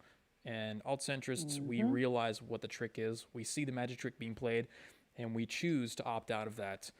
That's basically what's going on. So, All right, let's do another one. Well, I'm not talking about that. I'm talking like people weren't actually taking it seriously. The malls were open. And then people still had parties in their house. I'm just saying, like, it wasn't really like a lockdown, like Like when New York was locked down, like they were literally locked down, like they literally were locked down. We were not that locked down. I see your point. Yeah, we weren't like China style where we were welding people in their own houses and stuff like that. But, um, you know, theaters, bars, restaurants, all that stuff being closed. I think that's when I say we're locked down. That's generally what I'm referring to is the fact that all these businesses, public gatherings places were in general locked up. Man, we're getting. Dang, this girl is All right, this girl keeps sending us stuff. is it all from her? I think so. It doesn't tell me who it all is Oh, from. okay. Yeah, let's It do one or just two sends more, and me- then we'll move on here. Okay. What strategy are you talking about? Like, I mean, I'm curious. Like, what are you talking about? What strategy did you think that led to the deaths? So, when we acknowledge that keeping people locked up and in close quarters is what's actually spreading that, we never adapted our strategy to accommodate for that knowledge. That's what I'm saying. We never said, maybe it's not a good idea to lock everybody up inside their houses. Maybe it's not a good idea to close all the public spaces to encourage people not to go outside and do all this kind of stuff. All I'm saying is that we never adapted our strategy. We kept on the same narrative from day one, which was stay locked up in your own house, don't go outside, social distance, all that kind of stuff. It hasn't. You can tell that it's not a natural organic reaction because there is no adaptation, there's no changing, there's no revision. It's just literally the same strategy since day one, and that's a really big red flag. Even if you didn't already know that it was failing, that's still a red flag in and of itself. If you're used to looking at systems and knowing how systems change over time, if you don't have any revisions, major revisions or adaptations to a system in a period of like a year, you can pretty much tell that it's BS. Yeah. Well, and also too, remember we brought up how when we did the initial lockdowns, it was to what? Free up ICU beds and free up ICU capacity. Never did you see them building new ICU wings or mobile That's a great point. ICU wings or anything like that. Again, like Jeremy said, the strategy was just stay at home, social distance, wear your mask when you go out in public. Certain businesses can stay open, but small mom and pop shops, you guys stay closed, and require people to wear masks if they come into your business, or require all your employees to work remotely so that way they're not in close quarters to each other. And we're now seeing the aftermath of all of that. And have our numbers gotten better? Not really. We're on par with Florida, and Florida has been pretty much open since what, July? That was what the article said. Well, I think you brought up the most important point that I actually forgot, regrettably, which was that the lockdown is entirely based. Remember, and I want to make sure that the listeners know this as well. The California lockdown was entirely based on one single variable, which was ICU capacity. And we made zero effort through the entire first year to either increase our ICU capacity, retrain nurses, commandeer nurses, commandeer hospital, commandeer real estate, commandeer buildings, increase our ICU capacity in general. And that's why we were locked down. Whereas an alternative strategy, which is one that China used, which is probably why they got over it so fast, is because they built 4,000 bed hospitals practically overnight in response to this. So you can contrast the different strategies there and then extrapolate based on the outcome. China's basically open. They've been throwing pool party raves since like 8 months ago, whereas I can't even go to the movie theater. I can't go to the gym. So one of those, and if you want to talk about density, China has got California beat for sure. Multi-generational homes, China's got California beat for sure. So, and all the variables that she kind of pointed out as the key variables, China's got us beat in every aspect, but their response was different, which is why their outcome was different. So all I'm saying is we never changed or adapted. So what do you expect? Do you want one more, or do you want to move on? Yeah, let's do one more. Okay. You both have a great way. Your voices are great, and you seem to be breaking through in a way that I could never do. I mean, I admit I am on the right, but I've been trying to educate people just even on basic principles, and I can't get through saying I'm on the right. And truth be told, I was on the left until about 3 years ago. And I don't know, I like this centrist thing because I'm not a GOP person. Most people aren't. Most people I know aren't. Yes. I'm in the same boat as you, girlfriend. I'm not. I mean, I don't agree with a lot of what the GOP is doing because the GOP has been corrupted and bought out by the establishment. And what I want is I don't want establishment. We don't want these old ass people representing us anymore. We need to get these people out. And I mean, my ass is like, we need to get them out. But the alt centrist in me is like, no, just let them eat themselves. It's fine. Well, she brings up a great point is that the most important thing that stood out to me in what she said was that she can't talk to people about these ideas because once she tells people that she's a Republican, they just don't listen. At least that's what I kind of gathered by what she said. And that's exactly why. I'm not saying I was ever a Republican. I'm a registered Democrat, by the way. So just full disclosure there on that one.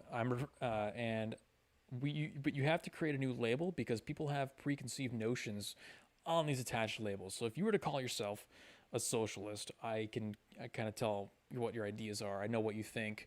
I'm not inclined to ask any questions because I think I already know everything about you. In the same respect, if you say that you're a Republican, people will assume everything about you already. So and a lot of times they'll just write you off. They'll say, "Oh, you're a bigot, you're a white supremacist or whatever," because that's what Republicans are being branded as these days. So to get through to people, part of the game is, and this is the effectiveness of alt-centrism, you guys are seeing it live right now, the rebranding of it allows you to get reached through to people because they don't have preconceived notions of what we believe. We believe in just rationality and logic and objectively observing reality to best suit our needs. That's really it. I'm not here to play a political game. I'm not here to root for my team versus this team, or I hate this team, et cetera, et cetera. It's about being able to communicate ideas without preconceived notions. That's what I think that's what we're trying to achieve here. Yeah. I mean, I hope that we can achieve that. And also, too, if you call yourself an alt centrist, people are go, wait, what's that? Just like the last lady, she asked us, what is that? And I love explaining it to people because then people go, wait, that's a thing? It's like, yeah. I mean, people are making up new labels for themselves all the time. Why can't we? Yeah, exactly. Adapt and overcome. All right, let's keep hitting the comments on there since we got some in there. Oh, yeah, we got 5. Did you're saying that I should learn Mandarin? How do you think I go about learning Mandarin? I live in the United States. I'm 37 years old. I grew up in the United States. Now I gotta learn Chinese. Yeah, I don't think so. We just say that jokingly, but I mean, a lot of people are learning Mandarin, and there's always Rosetta Stone. So go ahead, go buy yourself Rosetta Stone and learn some there's Mandarin. a great app on your. It's going to be useful in the future.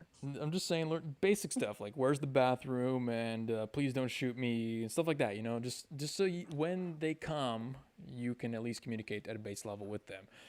But you can download.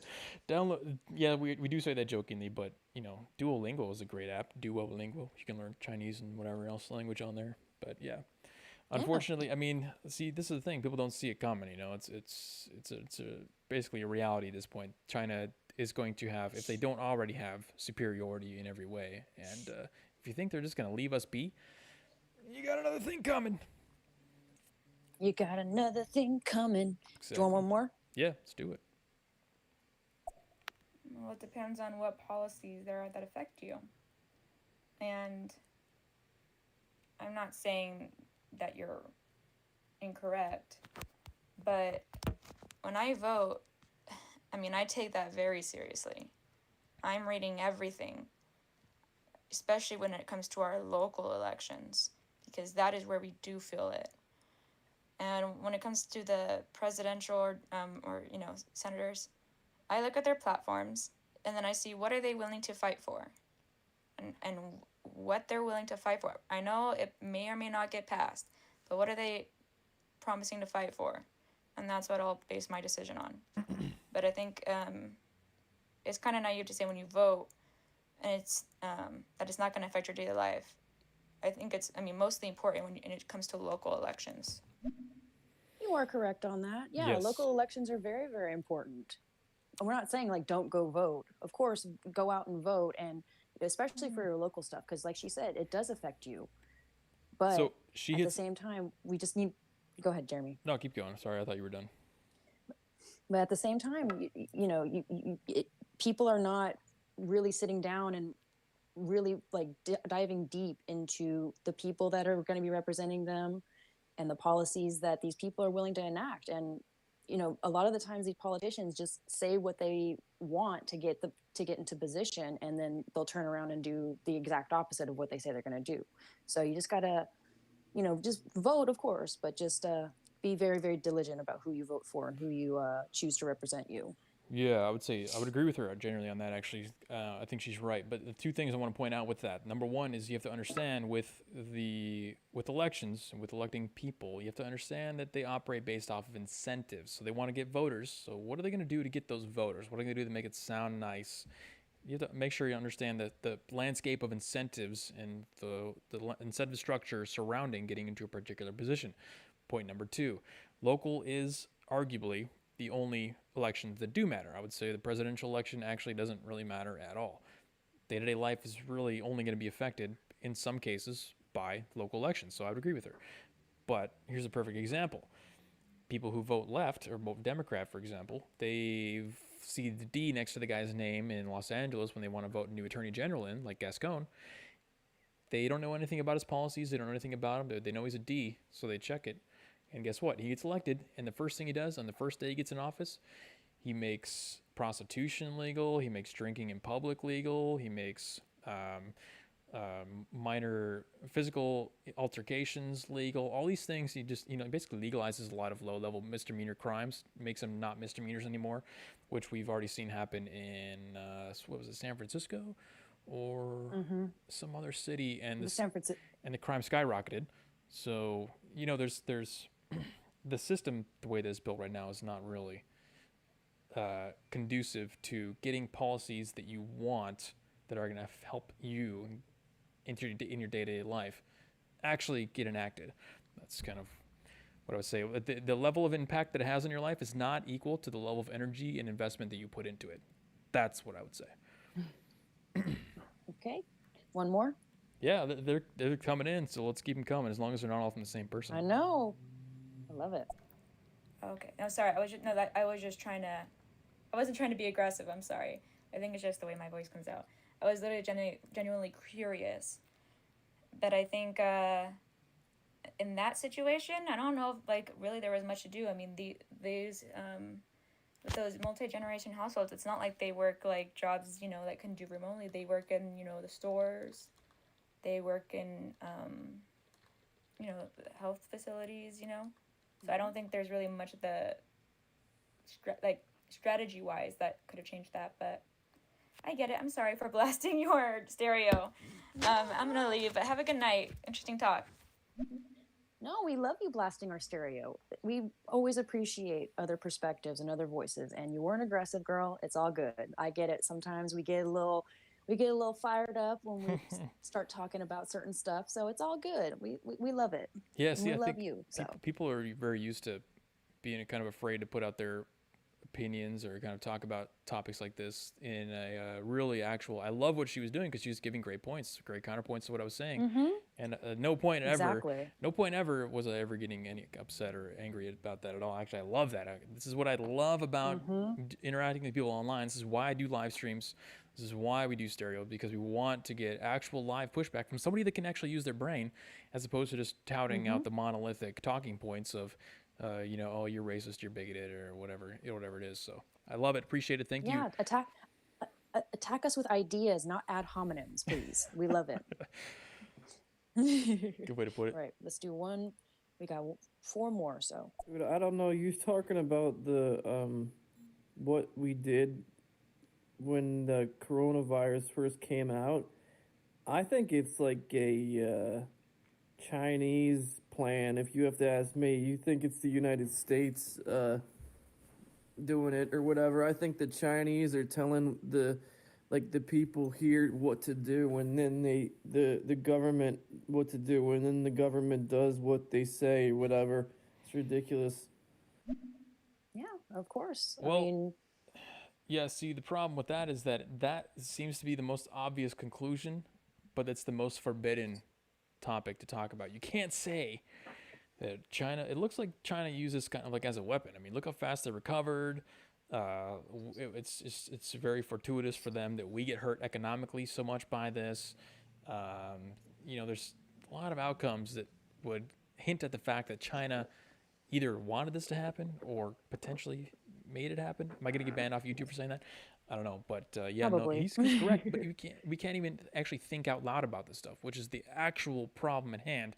And maybe the fact that we can't even talk about this kind of stuff out loud is indicative of the reality. Maybe if the fact that it's so forbidden is hinting at the fact that might be true. Yeah, well, and I mean, this is just my personal opinion. I think that this whole mask mandate and social distancing has been a total psychological operation to see who will comply and who will not. And it definitely kind of succeeded a little bit because you see people in their cars by themselves double masking. And They can't even breathe in their own car. There's like, and then you try to talk to these people and ask them like why they wear a mask, and all they have to say is, I'm protecting you. It's like the same like just drivel that the mainstream media gives them, these ideas that plants it in their head. authoritarianism is in the name of safety. Yeah, authoritarianism in the name of safety, because we don't want to kill old people with a virus that has a 99.99997654321 recovery for young people. We're supposed to care about the old folks, and I do. Like nobody like wants old people to die, but at the same time, like they're old, they're elderly, so it's gonna happen eventually. True that. We got a question in YouTube chat actually, and we got one more story to cover for the stream tonight. But I'm loving the interaction from the stereo. I'm loving the questions from chat. So we're just gonna ride off of those for as long as possible because this is the whole point of live streaming, to interact with chat and stuff. So I want to jump to a YouTube channel, a chat question, since we've been doing the stereo questions. Matt Livingston says, I have mandatory diversity, equity, inclusion training. Ouch! Coming up for my job, for my employer. Any advice? Well, how much do you want the job, Matt? That's Yeah, I was gonna say, like, how much do you like your job? If you love your job and like this is the career path that you've always dreamed of, just sit quietly and nod and wave and pretend like you're not listening to it. assuming he's But white. if you don't really but if you don't give a crap about your job, maybe find another job that won't put you through that torture. Well, I wasn't even gonna go that far. I wasn't gonna say find a new job because, in all likelihood, most employers, if you work for any kind of big corporations, they're gonna be doing some form of equity, diversity, whatever training. But my suggestion would be to if you're less risk averse, meaning you're willing to take some risk, ask questions that will make the trainer, just because you know what kind of wrenches you can throw in those gears to make their brains break, right? So just ask them questions and feign ignorance, but ask questions that will completely pretzel up their brain and that'll require crazy amounts of mental gymnastics to answer, just for fun. And to get the people in your class thinking, because that's really what it's all about. It's not about who cares about the trainer. It's just some HR lady that's got some awful soul-sucking job because she got a degree in gender studies, and there's no other jobs you can get with that aside from an HR job, right? So she's training people with PowerPoints every day. She wants to kill herself. But what you want to do is convince everybody else in your class with you that it's bullshit. And the easy way to do that is just to ask questions where everyone can watch, like the trainer, assuming it's like a training environment, you can watch the trainer melt down and struggle to answer simple questions, where everyone else, even if they were kind of sort of buying into it, they'll think to themselves, oh yeah, well maybe this is kind of stupid. So that's what I would do, because I've actually thought about that a lot, and that's exactly what I would do in that situation. But depends on how risk averse you are. Drink a Yeah, and Matt, Coca-Cola. if you have your mortgage to pay, Matt, absolutely, like, keep your job, go through the training, and like Jeremy said, ask questions. Like, try to engage with them and not just let them preach to you about how you need to be less white and you need to be more, inclusive. Just ask questions and push back a little bit. Don't push back like so much where you're knocking the entire table over, but just kind of push back a little bit and make people really kind of critically think while they're sitting there getting preached to about racial diversity. Have a mortgage to pay, yeah. So yeah, maybe don't make too much of a stink about it. But you got to realize that Yeah. it doesn't really matter where you go. You're gonna get that now these days. It's just kind of a given. So unless they make you like Yeah. forsake yourself and write a essay about how you're racist for being white, then I wouldn't worry about it too much. I heard Yeah. some stereo messages come up. Yeah, we got 4. bounce to those. Want me to? Yeah. All right, let's play it. But you're acting. I mean, I understand what you're saying, and I'm not. And this is where I disagree with you. We could only do so much without federal help. We weren't getting federal help to build that infrastructure. They weren't giving local governments money so we can build that infrastructure. I mean, my God, we were still fighting. We were still trying to get PPE, basic, N95 masks to our healthcare workers. And with Florida, I just don't like Florida, so I really don't care. That's a really ignorant thing of me to say, I know. I think we did the best we could with what we knew, and we'll see what happens. We'll see. All right, I am for sure leaving. Have a good night. So here I Bye, have girl. I do cybersecurity consulting, and I work with various businesses. Some of the businesses that I work with are healthcare companies, and I've heard horror stories from them directly about how the government has commandeered or stolen, basically stolen, in all intents and purposes, it's stealing. The healthcare company would order, say, for example, $2 million worth of latex gloves for PPE protection. The government would come in and say, hey, whoa, hey, hold on a second. I see you're ordering those gloves there. We kind of need some gloves. And they commandeer the gloves. They take the gloves and then they redistribute the gloves how they see fit.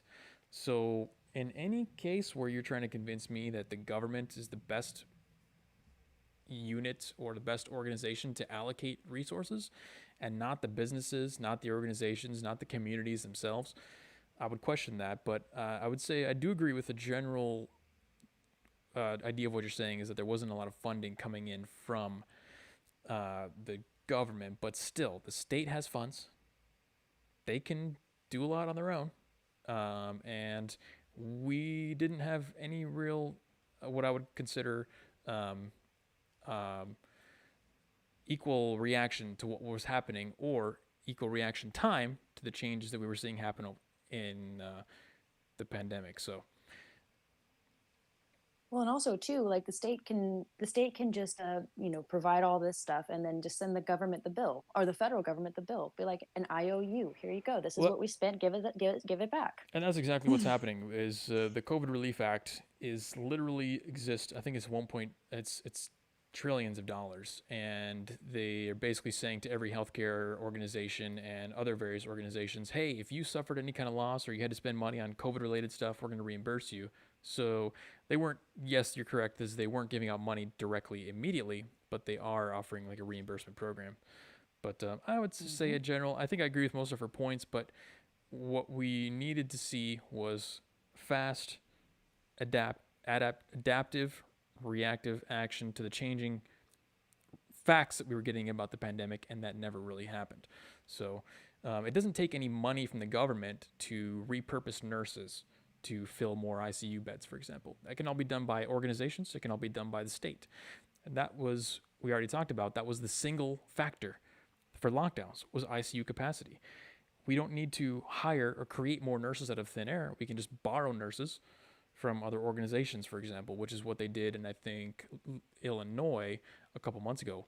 They actually started to repurpose nurses because they had the same situation where their ICU capacity was their lockdown factor. And they were like, hey, why don't we just increase our ICU capacity magically, which is what China did on day one. So there's things we could do without government money. That's kind of what I would try to say to that. Yeah, I agree with you, Jeremy. You don't need the federal government sending you money to figure out a way to deal with what you have. We're so smart and adaptive that sitting there waiting for a check from the government is just it's a waste of mental energy. So yeah. All right, we want to do one more. Yeah, keep them coming. Okay. It doesn't matter what they're fighting for if their narrative is corrupt. I'm assuming he's talking about politicians. Yeah, and like probably the incentives, and he's correct, and I think he was trying to, if he wasn't referring directly to my comment about incentives, what I would elaborate on that and what he said with the corruption. Look at the net value, the net worth of these people going into office, like Hillary Clinton or Joe Biden or Obama, for example, and then look at their net worth as they come out, and then compare that with their yearly salary. It doesn't really match up. How is Nancy Pelosi a multimillionaire? She doesn't. Her salary is like $250,000 a year. So remember incentives. If you understand incentives, you will understand the entire landscape. Mm-hmm. He's right. They get corrupted. Yeah. Keep going. Yeah, they do. That power is addicting. All right, one more. What are your thoughts on the voter ID stuff they're trying to get passed or not passed? We talked about that one last week, actually. Well, I mean, you have to show ID to buy booze, to buy cigarettes, to, just basically go anywhere nowadays. So have an ID to vote, which is a very important thing, and it'll help hopefully to mitigate the potential for voter fraud. I mean, I get that a lot of people can't get access to ID, even though it's really not that difficult. But at the same time, it's like we all these are like basic necessities that we all have, which is, get your ID, get your life on track, and to tell people, oh no, you don't need an ID to vote, which is a very important thing. It's silly to me. So I would. We talked about this last week. In my opinion, you're never going to hear this. You never heard this before. You probably never. They're going to hear it again. But the alt-centrist standpoint is basically we objectively view the election system and its value to us right now. So let's do that real quick. I can look at the election system and I can say, oh, okay, the election system has zero transparency right now. Not like 1% transparency, not 2%, zero transparency in the entire election system in America. So it's basically, as far as I'm concerned, it's worthless because there's no way for me as a citizen to validate the elections. Again, I can say that without even trying to make the claim that fraud happened, cheating happened, whatever. I don't have to go that far because I can say irrefutably that they are 0% transparency, so I have no idea what's going into them. So with that knowledge, if they say that you don't need voter ID anymore, or we're going to do permanent mail-in voting, what does that do to the value, the efficacy of the election system that's already at zero? It can't get any lower. It's already at zero. So I'm saying it's going to make it a negative. Yeah, who cares? Basically, I'm saying it doesn't even matter because the transparency of the election system is already zero, and we need more election transparency, not a system where we have less transparency, less controls by removing the necessity for voter ID, by allowing more mail-in ballots. So we're already at zero. There's nothing we can do to make it less valuable. So I say it doesn't even really matter. All right, let's one more. Yeah, I think Republicans and Democrats, I think voting for either one is the same. You're voting for, the long-term establishment. I mean, it's almost designed to be the same. It's like a fake wrestling match, like WWF or something like that. It's like it's just there to keep us kind of fighting each other, keeping us divided. Rooting for one side, but they all take turns winning, trading wins. That's what I think it's all about. Man, what a great analogy. That's not a wrestling match. That is a great analogy, especially since you brought up like WWF. That's like super old school. No, that's exactly what it is. It's a game. It literally serves the exact same purpose as a WWE match or a football match, for example. You root for your team, but the outcome of the match really doesn't affect your day-to-day life at all. Again, with the nuance of local elections, but nobody really cares. Nobody talks about local elections in the news. So when we say the conversation surrounding politics and the federal elections and stuff like that. Just know that when we're saying it's not useful, we're talking about federal level stuff. Okay, federal level stuff is so disconnected from your personal day to day life that it is basically just WWE match. It's for your entertainment to think that your team is winning or losing, to keep you invested in the system. But local election stuff is never talked about. It's never covered. Even on local news, it's hardly ever covered at all. So for the most part, yeah, we're talking about the WWE matches that are federal election systems, federal political stuff. It's just too far disconnected from reality. Term limits, yeah, we got some suggestions in YouTube chat for term limits, and I think that's a great suggestion. I don't know why they haven't been implemented. Oh wait, yeah, no, I do know why, because the people who are in, like Joe Biden, who's in for 80 years, it's kind of like what's a good analogy? When you're in it longer, you get more benefits, like some kind of club, where your interest rates keep going up on your bank account the longer you have it, something like that. Your return gets higher the longer you're in it. The more favors you do for people, the more favors you're owed. So that's basically how Joe Biden got elected in a nutshell, right there in one sentence. And any other establishment politician, right or left. I'm not talking specifically Biden, but yeah. Well, for me, like we put a term limit on the presidency, which that's good. But how come we're not implementing a term limit on our Congress? There are so many people in our Congress that have been in there for decades. And what have they done? Like Nancy Pelosi, she's been representing California for decades now. And has San Francisco got any better? Has San Francisco improved in any way? No. Instead, you see freaking homeless people taking dumps on the street and shooting up and overdosing on the side of the road. It's a dystopian nightmare. I think I think putting term limits on our senators and our Congress people would be far more beneficial than detrimental to us. Well, we need different people to come in and get these freaking old ass people out and get them retired already, crying out loud. Again, if you understand incentives, you'll understand the universe. Okay, so if you implement term limits, it completely shifts the entire incentive structure. Where you're not going to be doing deals that favor certain corporations that reside in your jurisdiction or your constituency, whatever you want to call it, because you know that you'll get payback for that in 10 years, right? No, you're in there for 2 years to make immediate changes to the living conditions and the people that live there to benefit them, and if you show good results, you're likely to get reelected. And I would say that put term limits on it, but remove restrictions on re-election. So you're only in for 2 years, so people know right away if you're doing a shitty job or not.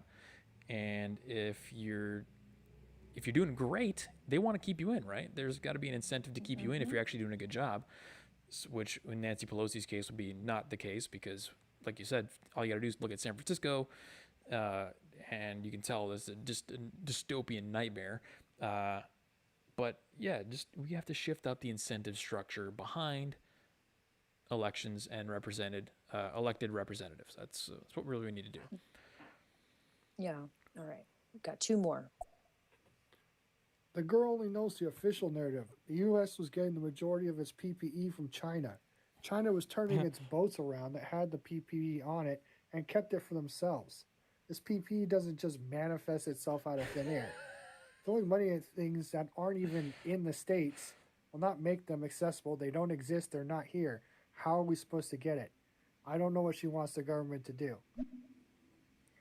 That's actually a really good point. Yeah, no, he commented on that on YouTube as well. That all people forget that in the beginning we were relying completely on China for the PPE stuff, and that kind of pointed out a flaw. But this is what I was saying, at least back then, is that this should be a wake-up call for the realization of the effects of globalization, right? We've outsourced all of our manufacturing to China. We can't even make our own PPE anymore, so now we have to rely on them to send giant freighter ships over with all this PPE on it. That's who we're now relying on the people who gave us the virus to give us the protection from the virus. It is a pretty absurd situation. I'm glad Osis pointed that out. Yep, thank you, Osis, for the comment. All right, 1 more, guys, and then we'll go back to what we originally wanted to start talking about. These people that talk about not needing an ID to vote are crazy. In California, to buy a handgun, you have to have an ID, a safety certificate, and proof of residence just to be able to use your Second Amendment right. So I think if you got to do that to vote, if you got to do that to drive, I think you can do it to vote because it's just ridiculous. It's absurd. And these people, they're racist. They think other people can't get IDs. In California, Mexicans that aren't even citizens can get a driver's license or ID. So give me a break. You know, as you were explaining that, I thought of this in my head. If you don't have to pay anything for a product, how much is that product actually worth? It's whatever your heart tells you. Perfect answer. That's exactly what it is. Because if you don't have to provide any proof of voting to vote, you know, proof of your validate who you are, validate that you're a citizen. If any random Louis can just come in and vote, if I swim across the Rio Grande tomorrow, I can vote in the elections at the end of the year. If there's no inherent value in providing any kind of price to voting, is there any value in the outcome of the voting? That's just the thought that came into my head as Ozis was explaining that. If something is free, if you don't have to provide proof or you don't have to, you know, because is it consequential? That's the word I'm looking for. Consequential. Buying a gun is consequential, highly consequential, so you have to provide validation. Driving a car is highly consequential, so you have to provide proof. You have to validate. By adjusting the price of the voting to 0, no voter ID, for example, they're kind of implying that it's also not consequential anymore at all, which, again, I'm just kind of looking at that from a kind of a corporate incentive / capitalistic perspective there. If something's free, if someone's giving it to you for free, is it really consequential? Is it really valuable? Yeah, I mean again, I go back to my point of if I have to show my ID to go to a bar to buy myself a beer, then you should have to show an ID to cast your ballot and vote. Like that's just how I feel. Like, and you know, I know feelings are not facts, but it's just there are certain things that we like just have a standard of, and why are we changing the standards to make it easier for people to vote who might not be citizens, who might not care about America? So why are we changing that standard to cater to people who might or might not care? And it definitely devalues the whole election system when we just don't have any kind of we don't have any kind of a rug or anything like protection to protect something that a lot of countries don't have. So yeah, nobody wants to go in the club that doesn't have the bouncers and the entry and the door cover costs and everything like that. You know, and everyone wants to get in the one that has the exclusivity. That's what gives it value. That's a poor analogy to the no voter ID, but hey, that's I've already given enough analogies for that. Stalking Horse in YouTube chat has a great comment about China here. The container ships returning to China are not full of empty containers. The containers are full of American jobs. Well said, sir. It's absolutely true. It should be, you know, I don't understand how, even if you're not against globalism, I don't have any particular emotional obligations against globalism, but there are plenty of rational, logical arguments to make against it. One of them being, in a situation like a pandemic, do you want to be relying on another country thousands of miles away across a giant open ocean to produce and provide you with stuff like toilet paper, gloves, masks, hand sanitizer, stuff like that? Or do you want to be self-sufficient and be able to produce all that stuff on your own at will right at home? It's a question that probably most people aren't asking because they're too busy being distracted by stuff like the royal family and the election and you know, all manner of white supremacists. Yeah, well, white supremacists are everywhere, but you know, don't worry about the fact that China makes all our products. There's white supremacists around the corner. You got to watch out for those. So Always. You got to, because they're around every corner, Jeremy, don't you know? Yep, no, they're everywhere. Okay, guys, we got it. We got the study you've been waiting for from the CDC. Let's jump into this here. Just came out, let's see, yesterday or today? It was very recent. We finally have data on how effective mask mandates are from the CDC. That's right, ladies and gentlemen. We have quote unquote science that we can point to again, like we were talking about with the woman who was commenting earlier. We have new information that will allow us to adjust our response and adapt. Okay, so let's go through this. We've got morbidity and mortality weekly report from the CDC. If you're following along on youtube.com/weekly narrative, you can see the report on the screen. Otherwise, don't worry, I will narrate it for you. With that sexy voice of yours. That's right. That's what brings all the viewers in. Okay, so this version doesn't have my highlights, but I remember where all of the key parts were here. Okay. To examine the association of state-issued mask mandates and allowing on-premises restaurant dining with COVID-19 cases and deaths between March 1st and December 31st, 2020, pretty much the entire year of 2020, right? Okay, so this is the scope of what we're looking at.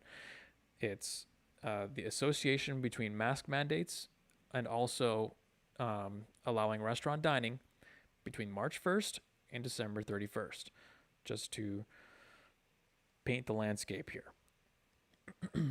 Mask mandates were associated with decreases in daily 19 COVID case and death growth rates. So they give us a summary there. They were associated with decreases in daily COVID case and death rates. That's mask mandates. And restaurants, allowing any on-premise dining at restaurants was associated with an increase in daily case and death rates. So there's your answer, but the question now is, what percentage are we looking at? So before I give you the numbers, I want everyone in chat to give me the percentage of cases that mask mandates should be responsible for decreasing to justify the economic shutdown, the economic damage, the psychological damage of shutting down schools, the psychological damage on children, the familial community damage done to the families who have to have stay-at-home parents now to take care of the kids, just the general all-around circumstances around the protections that were put in place. What is the percentage of reduction in case counts that would justify all of that damage? And then I'm going to give you the real number, because I want to see what your number would be. 3.14. 999%.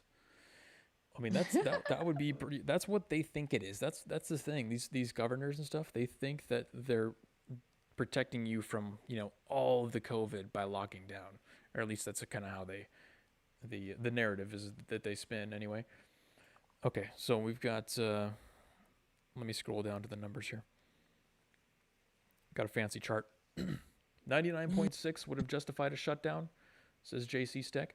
Okay, I agree with you. That's about the number that I would expect as well. But it turns out the number is actually almost directly inverse from that 99.6%. And when I say directly inverse from 99.6, that's right. I'm talking about 1%. Stalking horses, 13%, 55%.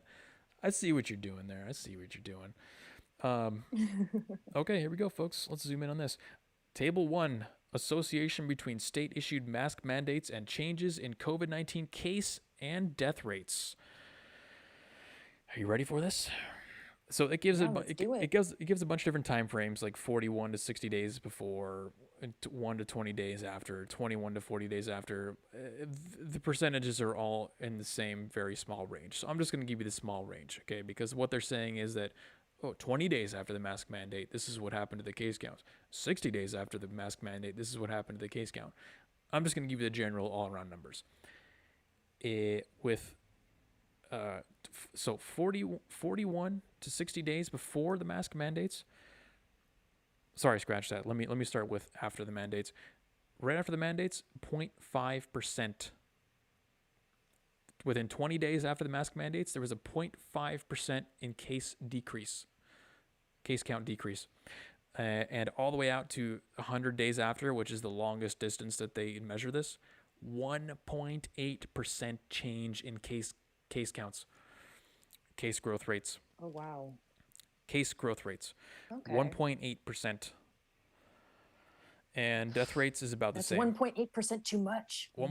Same thing for the death growth rates, 1.9%. 100 days after. That was the effectiveness of the mask mandates. But you're not going to hear about the So- study from any mainstream media outlet, I'll tell you that much. Well, yeah, because that goes against what they've been saying for the last year, that masks work, and all those PSAs on all the mainstream media platforms are saying, do your part, wear your mask. And they don't want to be told that they were wrong. This is from the CDC people, by the way. So when this is the fantastic thing about this study is that it doesn't say that there was no mask increase, there was no decrease. If they said there was no decrease, the study would just be written off as inaccurate or it was biased or whatever, because it didn't meet most people's expectations of what masks are supposed to do, because exactly like what you just said, people have been convinced that masks are highly effective. But this is perfect because it doesn't show no decrease, but it shows a very, very small decrease. And that way they can't write it off, but they're forced to acknowledge it because, again, it is a CDC study. Who else are you going to cite that's more reliable in this case than the CDC? So this is a perfect tool for people to point at and say, they are the Center for Disease Control after all, so they should gather all this data and figure out what to do with it and tell us what's up. And I'm glad that they finally came out and said something about it, but at the same time it's kind of like the damage has been done and the brainwashing has already been implemented. So even with the CDC saying the mask kind of didn't really do much, people are still going to be double masking, triple masking, wearing face shields, socially distancing, beating people up because they refuse to wear masks in public or outside. It's the damage has been done to me, in my opinion. Is that decrease worth the massive spike in depression in children, the spike in divorces, the spike in alcoholism, the spike in mental health issues, the economic damage being done? And this is the thing, no one will ever compare these numbers. So here's what would happen in a society that was actually logical and actually rational. They would take these numbers, they would say, okay, now we know the effect of the mask mandates. Now let us contrast that with the economic impact of what we're experiencing. And then we can make a decision and adapt our response and then move forward from there. Do you think anyone's going to take these case growth rate numbers and compare it to economic damage and then say, oh, well, it doesn't look like this justifies shutting down our entire economy and spending 2.1 trillion or whatever it is on COVID relief and having to send out checks and extend unemployment benefits and all that kind of stuff? Do you think anyone's going to actually do that? Does anybody think anyone's actually going to do that? No, they're not going to. No. People are lazy. They're going to they're gonna completely ignore these numbers. They're not even gonna know these numbers exist because their mainstream media outlet of choice is not gonna cover it. Whether it be, I'm sure Fox News is gonna be all over this because it really helps their narrative. But as far as the leftists are concerned, they're gonna bury this study as deep as possible under.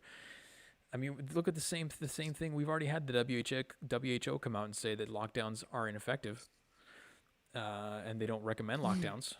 I don't know if they said lockdowns are ineffective. I do know they said they didn't recommend lockdowns. So they buried that. They completely ignored that. And guys like Newsom are still saying, no, Texas is irresponsible. We need to keep locking down. So do we really follow the science? Now, if you say, oh, follow the science, I can point to this study and say, look, do you think it's really worth a 1.8% decrease to shut the entire economy down? Yeah, to some of the people, yeah, because it's like that white knight syndrome.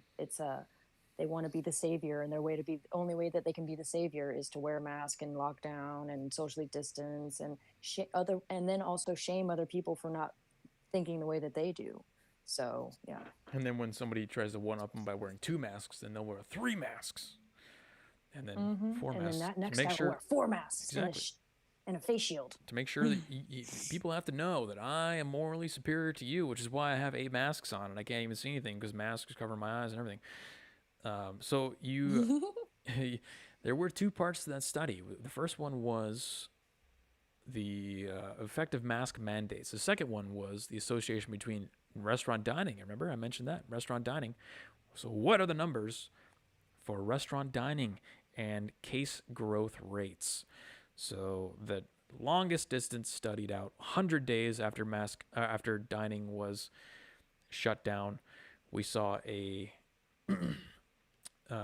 let's hold on. Association between states allowing any on-premise restaurant dining and changes in COVID-19 case and growth death rates. So, time relative to day, states allowed on-premise dining. 1.1% was the no, wait a second. So, if they allowed so what they're doing here is they're trying to say that allowing the outdoor dining, because that's considered also on-premises restaurant dining. You have to note the terminology they use here: on-premises dining. When they switched everything to quote-unquote outdoor dining, this is what they're trying to say, that there was a case count increase because dining was allowed at all, and they're saying that increase was 1.1%. So CDC says that allowing on-premises dining increased our case count by 1.1%. 100 days after they were allowed to open, which is when you would expect to see, the biggest number. And a 3% increase in death growth rates. So we're not talking about 40%. We're not talking about 80%, 90%, which is what you would expect kind of to see in response to, the proportional response of locking everything down. It's not anywhere near those numbers. So you should spawn some questions in your mind about our response to this and whether or not it's proportional and whether or not we're actually going to adapt and change our response moving forward now that we know we have the science from the CDC. All right, we got one message in stereo. I'm going to give it a play. I wear a mask to protect myself. I don't care if it protects anybody else. It's got nothing to do with it. And I really don't care if you wear a mask or not. That's your choice. And when it comes down to the numbers that you're espousing there about death rates connected to whether you wear a mask or not, I think we're about to find out how that's going to play out.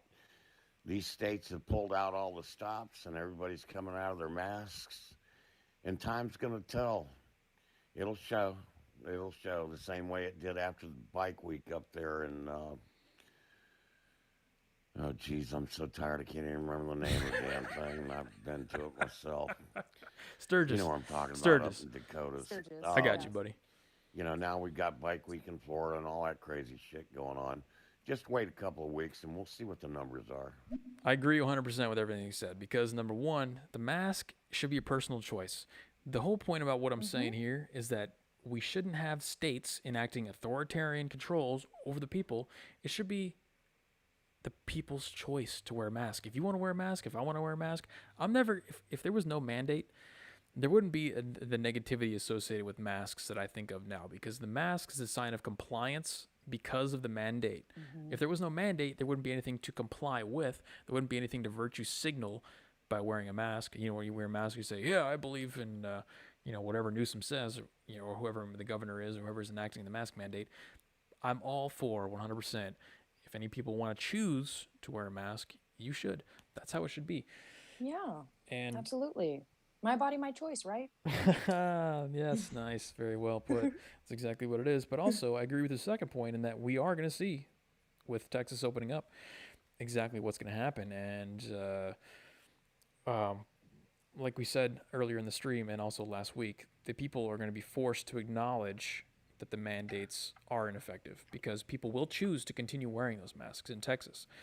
Don't think that people are just going to stop wearing the masks just because it's not a mandate anymore. Yeah. And Governor Abbott specifically came out and said, we still encourage you to wear masks, but we're not going to mandate it from the state level. And we don't hear anyone on the left, ironically, the anti-fascist people, the anti-authoritarians, the people who yelled at Trump for doing, every single thing he did was fascistic. They have no qualms, no complaints at all about states enacting authoritarian control over their entire population because it's authoritarian control in the direction that they agree with. So. Mm-hmm. All right, we got one more message in the chat. In stereo. Do it. No, that's where you're wrong. It's not a personal choice. When it comes to the protection of the population in general, as a whole, it becomes a national effort that everyone should take and make. No different from, back in the day in World War II when you had to ration gasoline and ration sugar. We all took on the burden. But having lost 2 family members to COVID, no, I don't think so. And the disrespect and the load that we put on our healthcare workers, that's not fair to them. Remember, there's a limit to everybody's rights. Your rights, are not without responsibility. And it is the right thing to do to wear a mask, whether you double mask or whether you wear a respirator, whatever. But you should be covering up. Oh boy. Yeah. Okay, so it depends on really. Okay, there's so many different analogies that we can make here. For example, driving. Driving kills way more people than. Pretty sure driving kills way more people than COVID has, at least historically. Overall, total it has for sure. Secondly, obesity and age are the 2 biggest risk factors in dying to COVID. So we can look at the big story overall and say that it's your responsibility to prevent people from dying. But how much responsibility is there on the individual to reduce their own risk factors?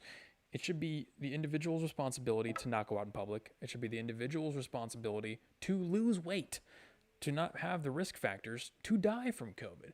How is it my responsibility, my fault, that you have chosen by overeating to put yourself in a risk factor position that you will suffer impact from dying to this disease? I'm sorry for your losses, by the way. I'm not meaning to belittle that by any means, but I'm saying, in reality, personal responsibility is, as a principle, should be the first thing you always point to. Don't point to externalities. Don't point to other people around you. Because if you want to try and live in a world where externalities and the people around you are responsible for your outcomes, that's how you get authoritarianism. That's how you get fascism. Because my safety demands less rights from you. You can't do this, you can't do that in the name of my safety. That's not how this really works. And there's hundreds of analogies that we could draw to other situations, like driving a car, like eating McDonald's every day, where you put yourself in risky positions that aren't not my responsibility to account for. I'm not the one who's supposed to take into account that you're going to be in a nursing home where Cuomo's going to put a bunch of sick people in. It's not my fault. It's not my fault that you're obese. It's not my fault if somebody hits me with their car, if I hear somebody else with my car, and I kill them. It's you can't control for those things. And if we wanted to live in a society like that, where we throw those principles out the door, then we're going to very shortly end up in a place where none of us can do anything but live in a pod, because everything we do affects another person's safety to some degree or another. Well, I mean, no disrespect to you, my friend, the person that sent us that, but you started off saying like, I wear a mask because I want to, and I don't care if other people wear a mask. And then the next time you tell us, well, no, you should wear a mask to protect other people. So what is it? Do you believe in individuality and individual rights, or do you believe in limiting rights for the greater good? I mean, it's kind of flippy floppy there, my friend. That's true. Yeah, I did notice that as well. He kind of came out like he was like a pro individualist on the first one, and then the second one he did a total 180. Yeah. Uh, Do we want to do another? We yeah, have 4. yeah. If they're not all from the same guy, we can keep going. Okay. It might be from the same person, but we'll see. Each person is responsible for their own health to protect it, and if they are vulnerable, they need to stay home. I don't agree with Ike. I am not masking because I'm protecting you. I mask only because it's mandated right now, and I only ever do it to be able to do shopping. It's not my responsibility to make sure that you stay healthy. Yeah, there you go. That would definitely be more along the lines of where I'm at. If you are in the more if you're in the more risky population, then you change your life accordingly. It's not a situation where the 99%, just to give an extreme example, change their behaviors, change their lifestyles, reduce their own rights to accommodate for the 1%. In this case, it's probably more like, 40% or 30%, trying to make the other 70% accommodate because, people who are obese or old, those are the ones who are really at risk here for COVID. So, yeah, no, I would generally agree with that. And we have to acknowledge that, yes, more people will die because of that. But the long-term preservation of a society, of civilization, depends on you not completely eliminating rights every time a new risk is presented to someone's life, because there are going to be endless numbers of new risks being presented, and every time that happens, you can't just say, oh, well, I guess you can't do this anymore because that presents risk to somebody else. No, it's all about you evaluating and adjusting based on your own risk factors. Yeah. Dang, stereo is fire tonight, bro. Let's do it. Keep them coming. All right. Okay. Here we go with whataboutism. I'm talking about masks, okay? And yeah, you've got the right not to wear a mask, but in the right of you not wearing a mask, if you're asymptomatic, you could expose someone else to it and kill them, okay? And I don't care what cars killed or handguns killed or syphilis killed or spoons killed or slipping in a bathtub killed. That ain't the point. The point is people die from this crap. It's a fucking pandemic. By the way, just so you know, Italy's having to go back into lockdown because of the variant that's gotten loose over there. And they're going back through what they went through before. It's you true. know why? Because they took off their masks, they loosened up, and they thought they were out of it. Now they're going back into it. So, don't take it serious. Don't pay attention. Don't wear a mask. You're right. That's your choice. But when it Well, and I would also like to add that Italy also has like a huge population of old people, like way greater population of old people than we do here in America. So yeah, they're gonna have to lock down again because more old people are getting it, and the variant got in there as well, and struck an even greater population. And if Italy wants to lock down, cool, like that's their jam, but for us, it's like I for one am just I don't want to have to wear a mask to get in an Uber or to go to the grocery store. It's silly to me. Well, or like I see people like out running and exercising and wearing masks. Come on now, you're outside. You don't need to do that. Well, that just kind of shows that they don't even understand the risk factors and what's actually going on, because the likelihood of you getting COVID by jogging past somebody is basically infinitesimally small. But I want to point out something that he mentioned, which is the whataboutism. Whataboutism, in the context that we're using it, it's not a real thing. We're using that to demonstrate principles and how principles are applied in different situations. And my response to the individual choice and why that's the mask is an individual choice is because of a principle of individual responsibility. I'm not responsible for anybody else's life. And that's not how a society can be run. Again, if you want to abolish that principle and you want to move to the principle of anytime a risk is presented to another person, we need to remove their rights, we need to remove their freedom, you're going to get to an authoritarian situation really quick. So it's not whataboutism. It's a demonstration of the principle of individual rights and individual responsibility. That's all that is. All right, let's play one more. We've got 9. We've got 9 stereo All right, responses. as long as it's not the same guy Dang. going to town, let's hit them all up. Okay. And you want to talk about fascism? Tell me what's so democratic about what Republicans are doing, trying to stop people from voting. Tell me something that. Tell me how Trump buddying up to dictators around the world and to the strongmen in the world and Putin and the rest of them. Tell me how he didn't smack of fascism. What are the Republicans doing? What do they stand for? Obviously, in this last aid package, we saw quite clearly they didn't stand for trying to help the American people. It's very obvious. And by the way, how are you going to enjoy the money that you've got coming your way thanks to the Democrats, huh? No, I'm not going to get any money from the Democrats because I am too economically viable, to put it in a euphemism. But go ahead. Yeah, and I'm not economically viable, and I don't want the money because I know that it's. I just don't I just don't want it. Like, I would rather just have my job back and go back to work. Like, that's just me. I'm not, maybe I think he thinks we're Republicans. Maybe I think that might be what's going on. We're not Republicans.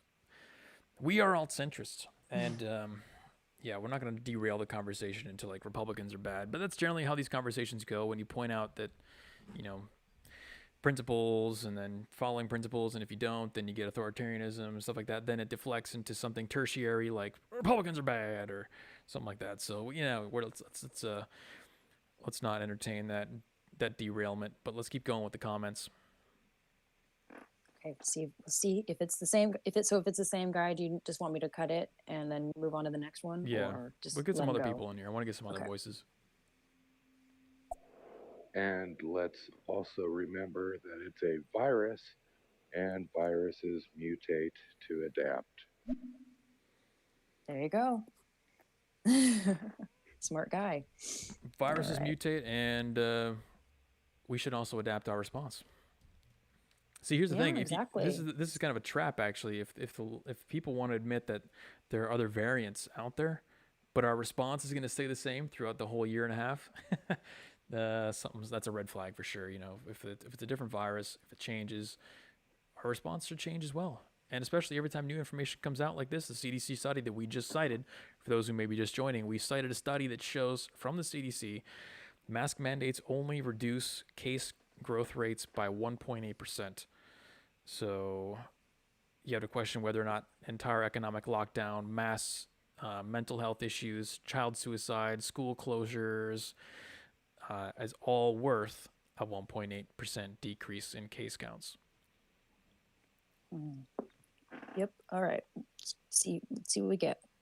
If you want to advocate for masks, they better be N95 or better, and you have to wear a face shield or something like that, because your eyes are just as susceptible as anything else.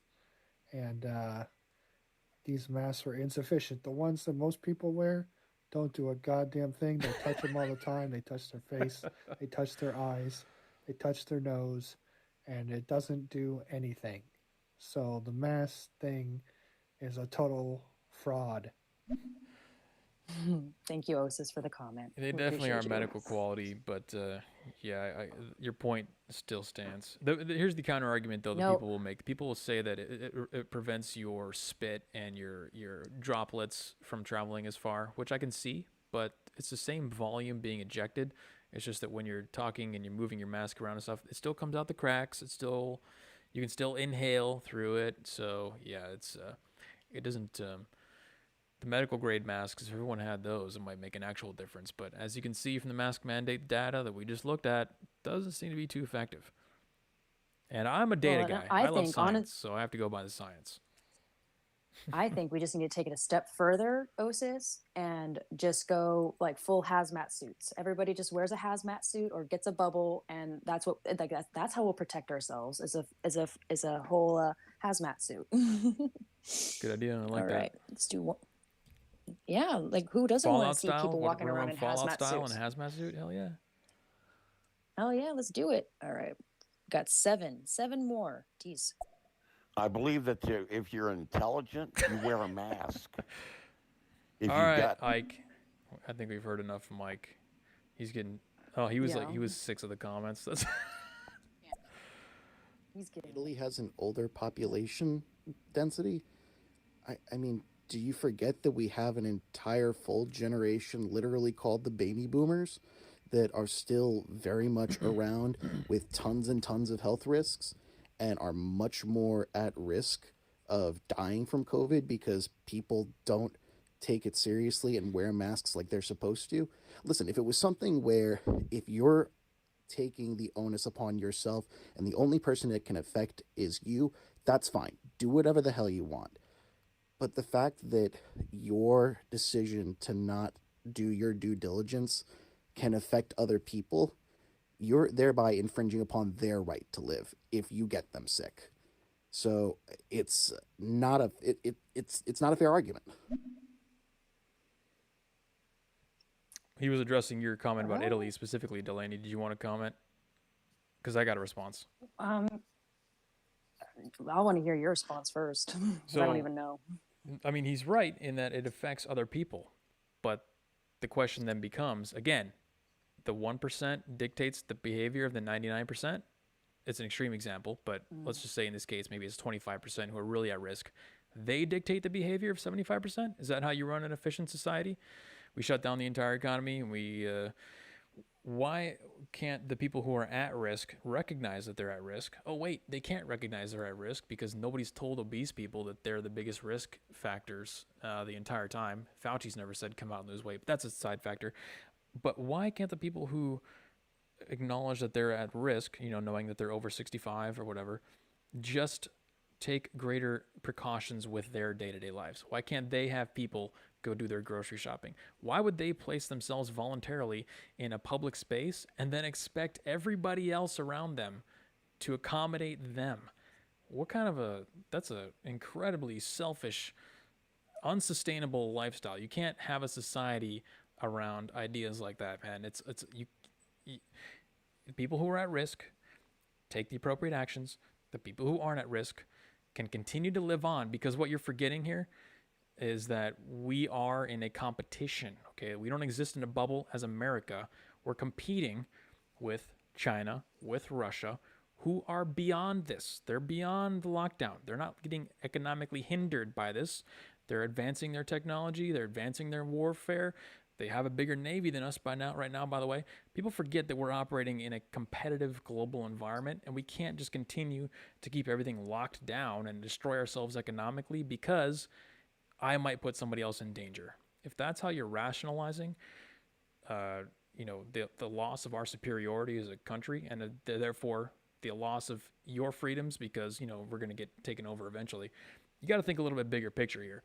It's not about me interacting with a grandma at the store. It's about the health of our country and the health of our economy overall, and the principles that underlie a functional society.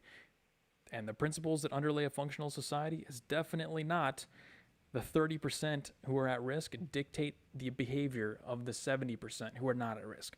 That's not going to get you a functional, long-lasting society.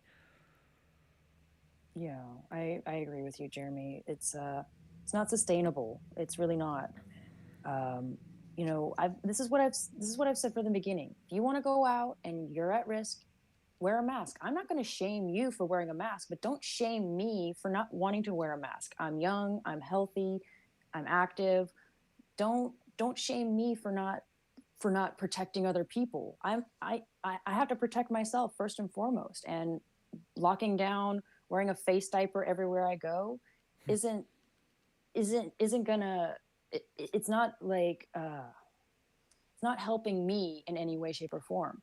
like I said, if I go to like a pharmacy, I'll wear a mask because the way I see it, sick people go in there all the time, and I don't want those germs. But if I'm just like walking down the street, I don't want to have to wear a mask.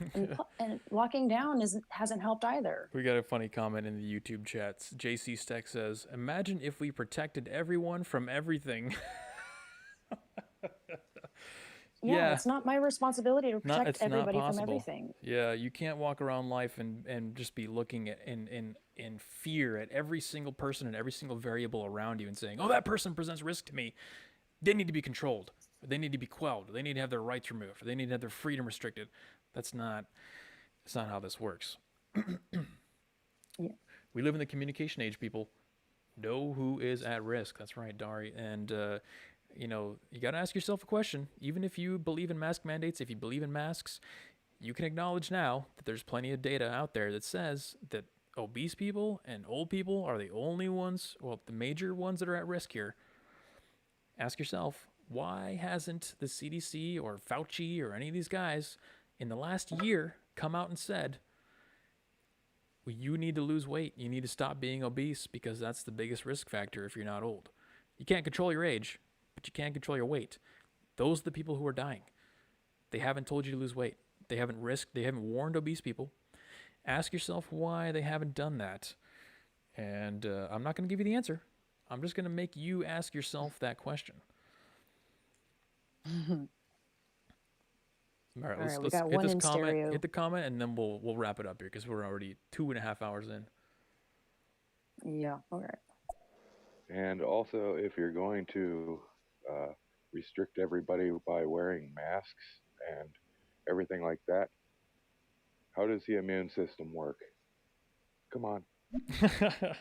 Yeah. Yeah. Come on, man. I mean, there's definitely an argument to be made there that you're kind of making a bubble boy situation out of everyone. And it's not going to create any massive effects immediately, but extrapolate that out like 2 generations, 3 generations. We've already seen the emergence of peanut allergies because children aren't exposed to peanuts. Extrapolate that out to the virus or to illnesses. You know, if everyone's in a bubble, the first time that the basic cold comes around, it's going to wipe out the entire planet. It's like 25 years. Right? But You yeah. know, I mean, I agree with this guy. It's like, how does our immune system work? It works by getting exposed to things and letting our immune system fight it, do its job, and fight off whatever it is that has invaded your body. If we don't expose ourselves and don't allow our immune systems to do its job, when the time comes and you actually do get sick, you're gonna be sick for days and days and days instead of like just getting it and then getting over it, because you already have the antibodies built up and your body already has a strong immune system that is willing and ready to fight whatever battle it faces. We need to, and I've always said this, like the best thing you can do if you're sick is not stay inside. Well, not like sick, but the best disinfectant that we have is the sun. Getting out in the sun and breathing fresh air is one of the best things that you can do for yourself to protect yourself from being sick and getting sick. So all this like stay inside and wear a mask and don't talk in close proximity to people is not a way to like make you stronger. It's just going to make you weaker in the end. Yeah, I mean, guys like Joe Rogan have been talking about this the entire time. He's been asking every single time he does a podcast. He says the same thing. Why hasn't anybody said anything about vitamin D or getting exercise and sleeping and, you know, stuff like that? And he's got a point. Nobody has told you how to prevent this. Nobody has told the obese people to lose weight. So you got to ask yourself, why aren't they saying that? Holly has a suggestion in chat. Holly says that losing weight is hard and complaining is easy. So that's probably why That's true. Nobody recommended that. Great point. Let me go through chat here and see if there's any last minute comments here. Dari says, take vitamin D every day. Do things to build up your immune system. I got COVID already like last year, and I've been going to the gym 3 times a week where nobody wears masks. There's like 50 people in there breathing heavy. Nobody's gotten sick in there. I mean, it's just get it and get it over with. If you're not obese or 80 years old, just get it and get it over with. Get your natural immunity. Absolutely. By the way, this is a whole separate tangent that I'm not going to go on, but the vaccine doesn't give you immunity.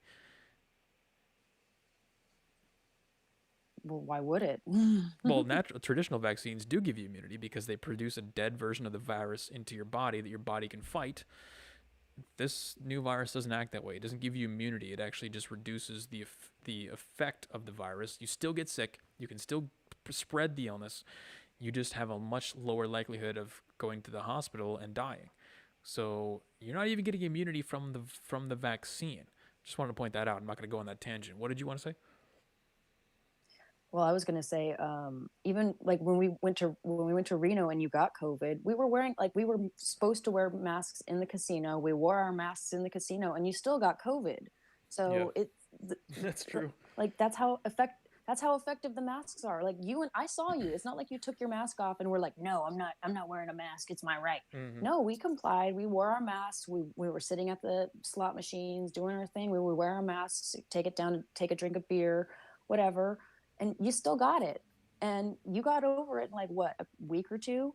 And I mean, you still didn't get your sense of taste and smell back for like months, but that was the only part. It's still getting it. Yeah, that was the only part.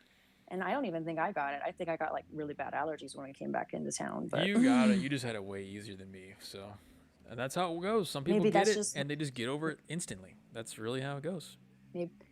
Maybe it's just my mixed blood just working to keep all the viruses away from me. Something like that.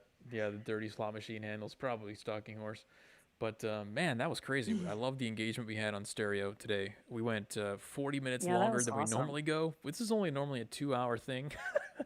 So the people who call this podcast too long are going to be pretty upset at the fact that this is 2 hours and 40 minutes long. But I loved it. Loved the engagement on stereo. Love the comments on YouTube. If you are listening to the podcast, you can watch on youtube.com/weeklynarrative. If you're listening on stereo, we do the live stream on YouTube as well. Every Tuesday and Saturday at 7 p.m., youtube.com/weeklynarrative. And you can find the podcast on all podcast platforms. The podcast is called The Alt Centrist. So iTunes, Stitcher, and Google, I believe, is where the podcast is at. So I'm glad you guys enjoy stereo. I hope you guys are enjoying stereo, by the way. I'm seeing some comments about stereo in chat, and I think they like it. I definitely love it. Hit the like button. It's a good thing. I enjoyed it very much. Get the likes up. I love the conversation. I love the pushback. I love the counterpoints. I don't like muting guys like, whatever his name was, Ike, but sometimes they just derail the conversation too much. I'd love to have maybe I can come back next time and stay on topic. But yeah, I thought it was great. We will see you guys on Tuesday. Delaney, did you have any last words or anything you wanted to say? Well, so for stereo people, go ahead, check out our YouTube channel. Go and look at us. You can see who we are. I know stereo, you can't really get a view of who we are, but check us out. We're not all that bad. Delaney's a hot lesbian, and I'm a 6'3" white guy. So yeah, we're not too hard on the eyes. That's what she's trying to say in a nice way. We're quite cute. Let me just say that. At least I am. Jeremy's quite handsome. All right, guys. We will see you here on Tuesday. Hope you have a great rest of your weekend. Thanks for listening and watching. We love you guys. We'll see you next time. Yep. Bye now. See ya.